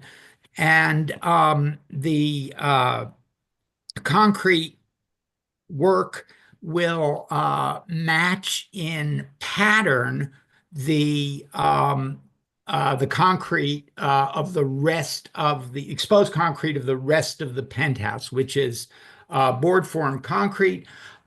Since you have all expressed concern that we go on too long, and I could talk about this building all night, let's go to the last of the three images, which is the signage, which we lumped. Oh, I guess, yeah, this is it. The signage, which we lumped together with the elevator. And the signage, and this is actually a great slide because on my tiny laptop, you can barely see the change to the signage, which is in that concrete board to the right of the entrance bridge. And essentially they want to put in, they're not exactly pin mount letters, but put in a little sign that says Sotheby's. The letters will be 8 inches high. They will be attached in such a way that they are, in fact, removable without damaging the existing fabric of the building. And they will be subtly rear illuminated. They're metal, so it'll just form a shadow with LEDs that are dimmable. And so all that plus the elevator bulkhead taken together as part one. Now, I should also note, as I think everybody should know, the Whitney has been, excuse me, calendared for interior landmark and also exterior individual landmark by the Landmarks Preservation Commission, and the committee, at least all but Marco, felt that the intervention to the exterior was insignificant relative to the building, and that certainly the interior change that the new elevator creates would not in any way interfere with the proposed landmarked area. You can either take my word for that, or you can look it up on the LPC website. So that's part one. Okay, Marco. Thank you. I oppose because the applicant, I consider it an incomplete application. This is as Anthony mentioned, this is an exterior landmark as well as an interior, which basically rarely we see that. In the inside, they never show anything what they do. And one of the issues, one of the technical issues that made me concerned, there is not a report for a professional engineer that they can cut the slab. This slab usually, there are some nerves that I don't know how was the technique that was created in that period of time. If you cut the steel, you reduce the strength of the concrete. So this kind of element, plus the inside impact, there is never show up to anybody. And I think it's wrong and premature to vote in favor of something that we don't see. This is something unique that we are discussing right now, an interior landmark, not an exterior landmark. The exterior probably is acceptable, but not the interior. Even though I agree with the vitrine, that's what they call, in the front, I think it's perfectly well done. Thank you. Call the question on 1 second. Second. Anybody opposed? Okay, call the roll. No, we'll take it by acclamation since there's no one opposed. Except for Marco. Okay, great. Now, the other part, which is a little more interesting in a way, has to do with, again, with that third slide. Thank you, Will. And what they are proposing is lighting the edges of that entrance marquee canopy, which sort of tilts down toward the front door of the building away from Madison and then tilts back up.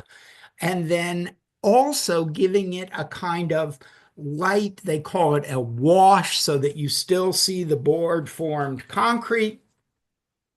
And the committee felt on the whole that this was unnecessary.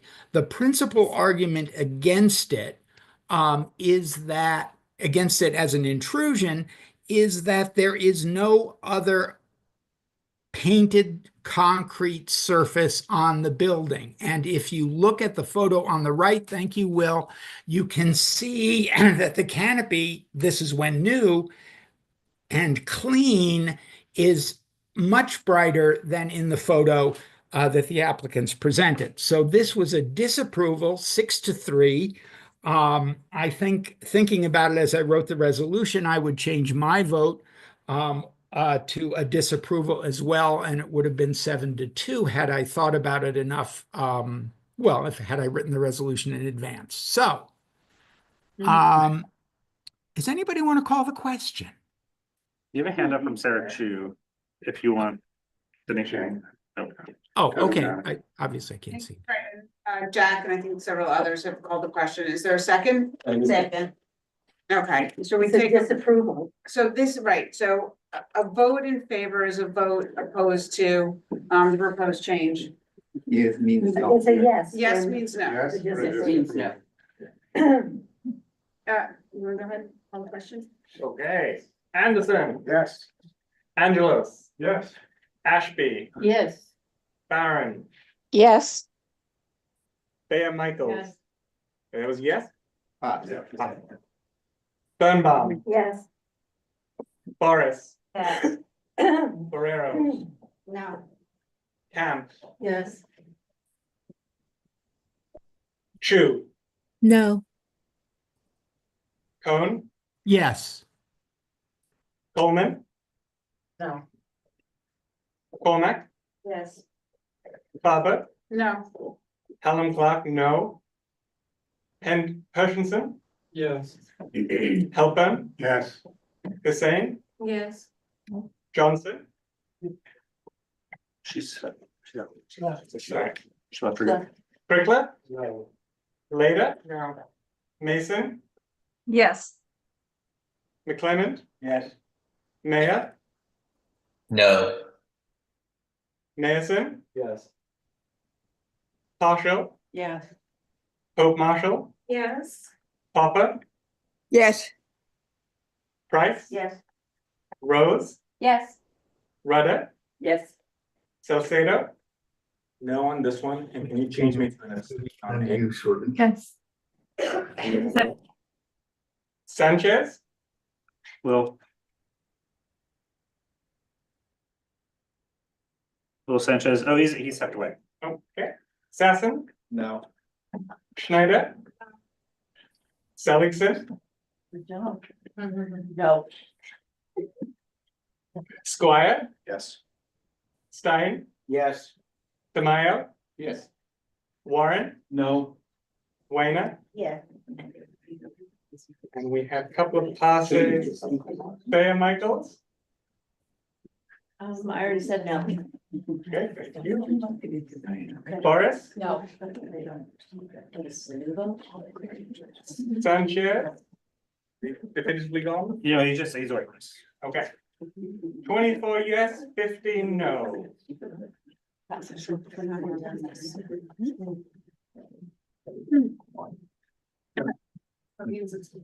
it turned out, the longest discussion was not on the agenda. And that was brought up tonight by Samuelson and Lee. That is the Russell Page card. It is considered, Can you talk a drop louder? it is considered a work of art, work of landscape art. And landscape art is not just one's plan or another, it's very specific.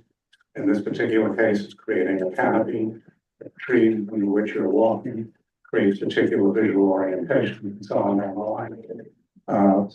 We did not vote a resolution on this. The issue really is, how it gets resolved one way or the other with the Frick. The date, as you learned earlier, the Frick has not wanted to make any changes to bring the garden back. The Russell Page design. So what did we do? What did we do as a committee? We concluded that we would write a letter. And that the letter would go to the Landmark Preservation Commission, the Board of Standards and Appeals, both of whom approved a total restoration of the garden. You did not see tonight a rather lengthy and comprehensive slideshow. I'm sure there's going to be a way to make it visible. Whatever the website it points up on. It's on YouTube. It's on our YouTube. Okay. So I strongly recommend seeing it so that you understand what the discussion was all about. Going to say they should look at the observations, and they should look at the modest recommendations. And the reason the recommendations are modest and not complete is that unfortunately, the soil, well, the amount of soil, the depth of the soil has been reduced and it can't take a really large tree anymore. But it can do better. I'm finished. I just wanted to give you a little context, and that letter will say that the LPC and the BSNA should do their own investigation. And if they in fact agree with what has been shown to be the changes to the garden, then we recommend that they treat it quickly, urgently, because the planting season is in the late winter and the early spring. The Frick is going to open in April, and if it's done if this issue comes forward in the garden, in the summer, it's too late, and it becomes a fair conflict. Thank you, David. And for anybody who wants to more of the detail and the history, if you can go on the landmarks committee, watch the committee meeting. It's on the last third of the meeting. You can get more details and see the presentation if you'd like more information. Up next is Elizabeth Rose and I'm not sure if Adam is here. Adam's not here. For a vote on the task force for residential rezoning. As you may recall, we had a detailed discussion of this at the December board meeting. Thank you. First, I want to start and say Adam is very unhappy that he's not able to be here tonight. He is on a business trip that was scheduled back in September and obviously could not have foreseen that this would come to the vote of the board this evening. But he and I have clearly spent a lot of time working on this, and so I'm fully prepared to act without Adam here tonight. So we did have an extensive discussion at the December board meeting, including for those who wanted to stay after the formal meeting was kind of adjourned for additional discussion and Q&A. So I just want to see if there's any need for additional context or comment this evening. Marco. Can I call the question? Thank you. Is there anybody who is gonna vote in opposition to this or? Okay, so we can, I just want to change my vote on part B of the Breuer building. No, I do not favor. So it's a yes. So it's a yes. Yes to the resolution. It's a disapproval, so it's a yes. but no is that he's Oh, doesn't well, okay. agree with the disapproval. What I'm saying is I don't want the lit category. So if we're going to disapprove, Yes. then yes. Then it's a yes. Okay, yes was the Sorry. yes was the disapproval. Okay, and on the proposed residential rezoning, is there anybody voting in opposition to this? Okay, so we can take it by acclamation, and everyone's in favor. No will sections. Thank you, Thank Elizabeth, for the. Thank you, everybody. Very much. Next up is Lindsay and Abraham for the Streetlight Committee. Right.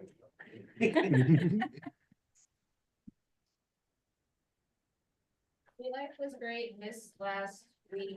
We had, all of our motions were unanimous approvals. We have no cannabis ones that were being considered. It was Question. All together. all together, right? Second. Okay. It's Except for Mark wants to say something. Yeah, can you remove one B? Yeah. Which one is this? La pecora. Yes, we can remove the core Bianca from that, yes. Well, let's do the rest of them together. Yes. And unanimous, yes. And is there anyone opposed, voting no? Okay, so I'll take it by acclamation, that everyone's in favor, everything except item B, which is La Core Bianca. So the Core Bianca came and we had a discussion about the permitted distance that they need to have for people to like walk, push strollers, carts, whatever. And we were told that they were like adhering to this 8-foot sort of standard. Marco has gone by in the days since and taken pictures, and it seems as though that is not true, and that is my guess as to why you're asking to pull it out. Yeah, so if you have something else you want to say. The only thing I'm saying is, we have a procedure in the committee that because it's very expensive and very hard to make a survey of the conditions in order to install the sidewalk on the roadway, we ask all the applicants to sign an affidavit that they will be in compliance with DOT regulations, to make simple for everybody. But myself personally, in the committee, I ask now verbally if they are willing to comply with that, and they say yes. And the last meeting, I asked it again, and he said that he will be compliant, yes, again.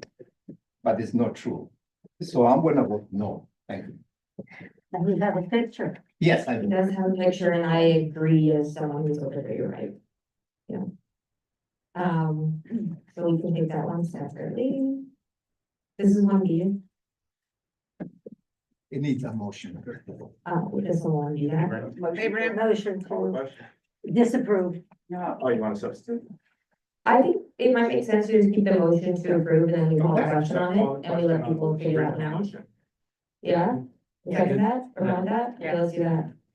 Okay, so maybe we should go, and take a vote on this. Yes. So this is still a motion to approve as it was in the committee with the new information that Marco has just brought forward. It was. Okay, Anderson. No.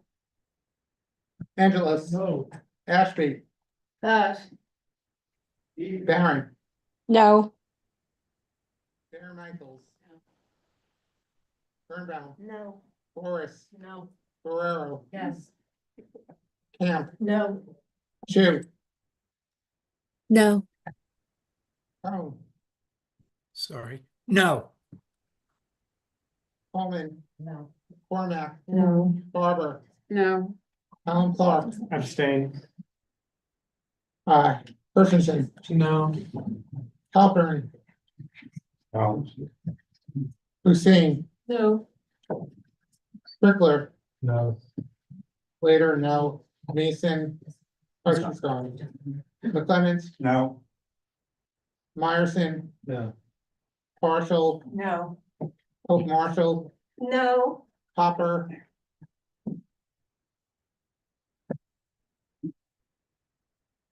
Is Rita there? Oh, sorry, did you skip back? Oh, I thought you said he wasn't on. No. Valerie's not on. Oh, okay. Okay, sorry, I skipped Max. You said no. My apologies. Did Rita vote? Rita also voted Yes, no. he said no. You said no, okay. Price. No. Rose. No. Rudder. No. Salcido. Yes. Sassen. Yes. Schneider. Yeah. Seligson. Esquire. No. Stein. No. Tamayo. No. Warren. No. And Weiner. No. No. Okay, and we had Ashby as a pass. Can I just clarify something? I think I'm just Trying to confused. Was this, fix oh, it's hot in here and I'm tired. It's very hot. Was it motion to approve or disapprove? This was to approve. For Pecora Bianca? Yes. So can I change mine to yes? You said you yes. did say I yes. did say yes, yes. I need to make mine to yes. I said no. Okay, Bayer Michaels is yes and Elizabeth Is also yes. Yeah, and Yeah. No. Yeah, Russell. Motion to disapprove with a whereas clause. wait, I didn't get my voting. Oh. Johnson. Yes. Oh. Thank you. I get cold. Yes. Yeah, you're really. Oh. Yeah, it sounds really bad. So Oh, my that feels motion good. is to disapprove with a whereas clause that specifies the reason being the inadequate sidewalk clearance, which we confirmed photographically. I would say we should use I messed that. with You want to switch seats? I will. I think that's a nice idea. Yeah, we should repeat that. Okay, yeah, we were saying it, we're having a. Say it again, we were interested in. Say it in the microphone. So Russell has, or he has proposed a motion that would be a disapproval with a whereas clause that describes the problem being the distance, and then you said something about a letter. I think we should add a letter also, a cover letter that spells that out too, just in case they don't read the resolution. Did we vote already? No, This is the all We started. had a motion to approve that did not carry because. Should we add the photograph that? Yeah, I think we Sure, we should. can put the Yeah. photograph. Yeah. Photo and say we- Yeah. yeah. Okay, Second, All the question. Hooray. second. Yeah. Should we call the roll or is there anyone who's voting in a different way than the opposite? Yeah. Yeah, bro. It's a disapproval now. Okay. Substitute. This is a disapproval, so yes. Yeah, can we means just no. flip it? Is anybody gonna change? Well, that's what I asked. Okay. People said we should take the roll. So go ahead. All I right. don't think people understood that. I don't even want, here's what's happening, we're having a motion to disapprove this, and we're saying we're gonna give them a letter that describes why. Good. But procedurally, what we're saying is, can we just flip the votes and not go through the whole roll? Is anyone gonna change their vote from the last one? I'll- Yes. This was an abstention. Yes. Yes. Okay, let's Yeah, just do let's it. do the Do it. Yep. All right. Okay, so what we're voting on, tell me again. We are voting to disapprove for Bianca's with a clause that describes why we are, and then giving them a letter that says, here's the evidence that we have that you're not in compliance with the thing that you told us that you were in compliance with. And then we'll come back. No, it's. I don't know, just then I feel like it's just. We have what to do with it. comply. Yes. Yeah, I mean, like, yeah. Okay, Anderson, Yes. Angelos, Ashby, Darren, Gail, you're unmuted. Yes. I'm not. Yes. Darren. No. Birnbaum, Yes. Boris, Yes. Guerrero, No. Camp, Yes. Chu, Yes. Cohen, yes. Coleman, Format, Yes. Barber, Yes. Alan Clark, Yes. Hershenson, Yes. Halpern, Yes. Hussein, Yes. Johnson, Abstain. Trickler. Yeah. Later, yes. Clemens, Yes.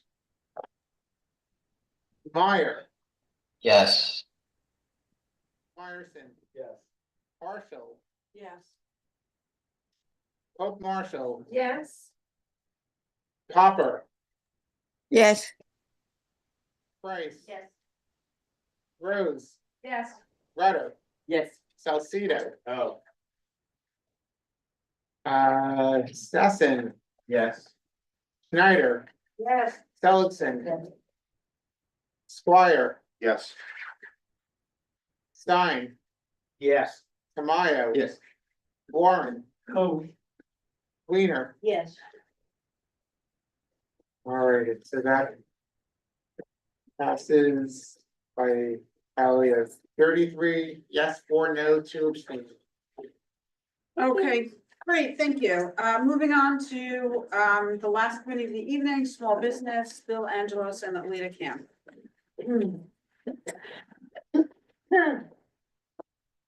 He's going the long way, so. It's Bill's baby, so I'm gonna let him take it either. I won't be fast.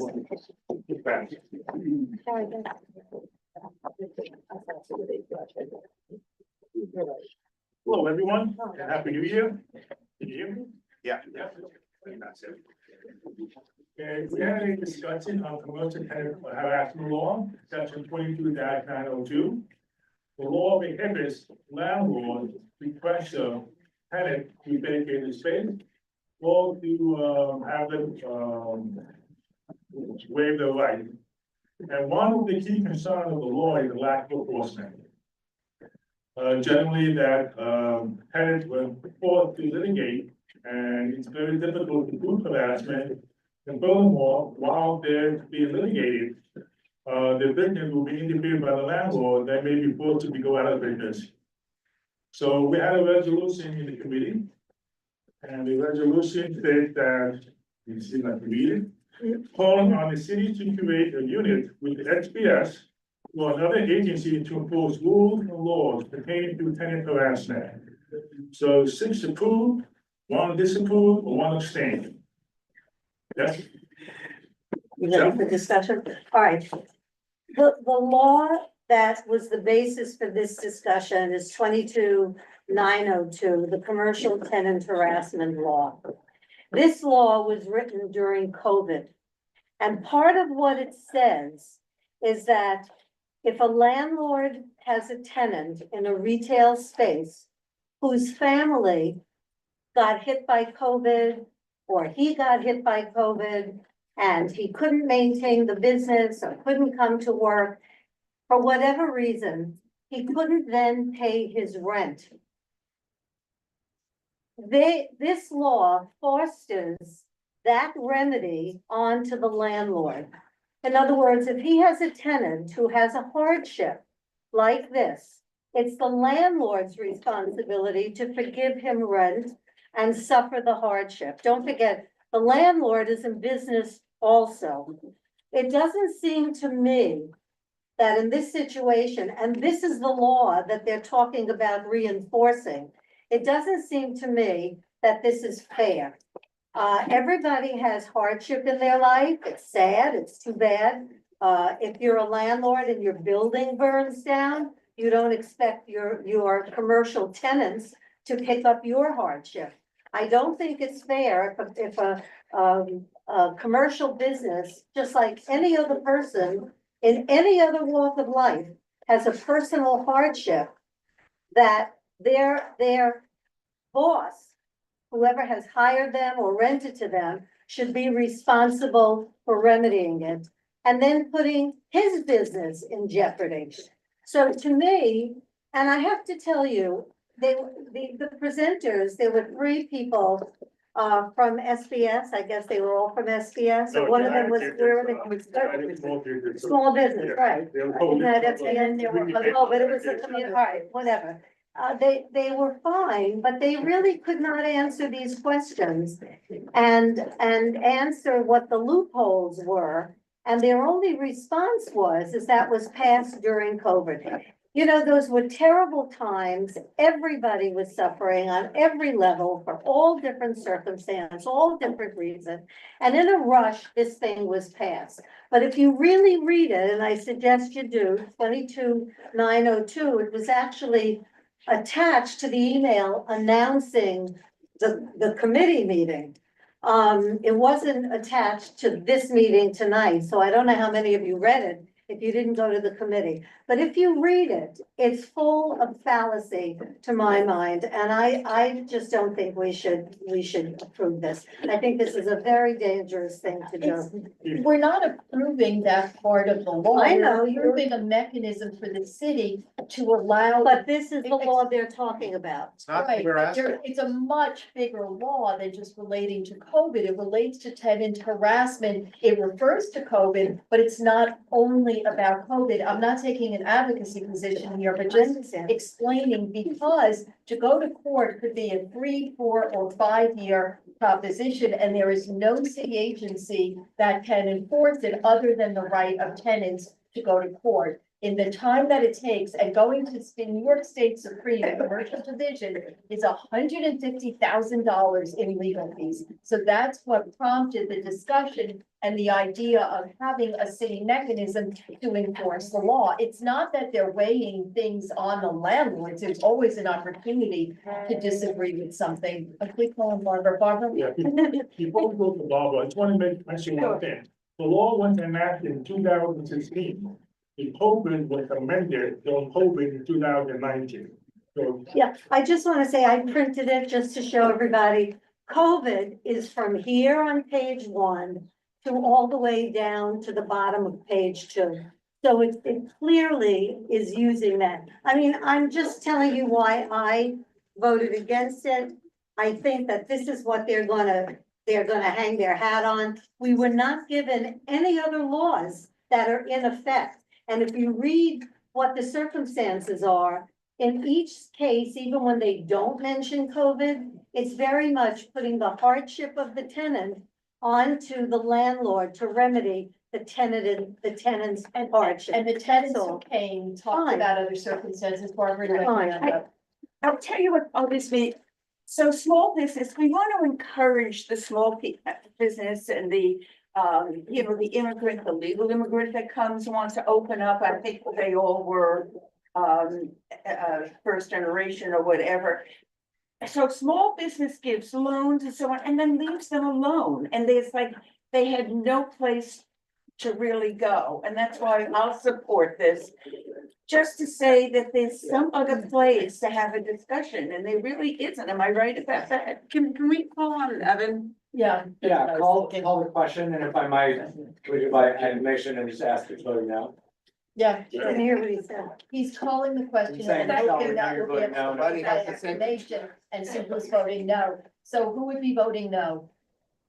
So Michael and Michelle, is that enough, police? Can we do by information? Sure. Oh, and Abraham, you I'm too? abstaining. Abstain. Okay. Anyone else? I'm gonna vote no. Actually, you know, there's enough that we should go through. Sorry. So not acclamation, guys. Guys, there. Anderson. No. Angelos. Oh, yes. Ashby. Yes. Barron. Yes. Michaels. Yeah. Birnbaum. No. Flores. Yes. Guerrero. Yes. Camp. Yes. Two. Yes. Anthony, you're unmuted. Oh, yes. Coleman. Cormac, yes. Barber. Abstain. Alan Clark. Yes. Hershenson. Yes. Halpern. Yeah. Hussein. Yes. Johnson. Yes. You say pass? Yes. Yes. Got it. Crickler. Yes. Later. Yes. McClement. Yes. Meyer. Yes. Myerson. Yes. Parshall. Oh, yeah. Will Parshall. Yeah.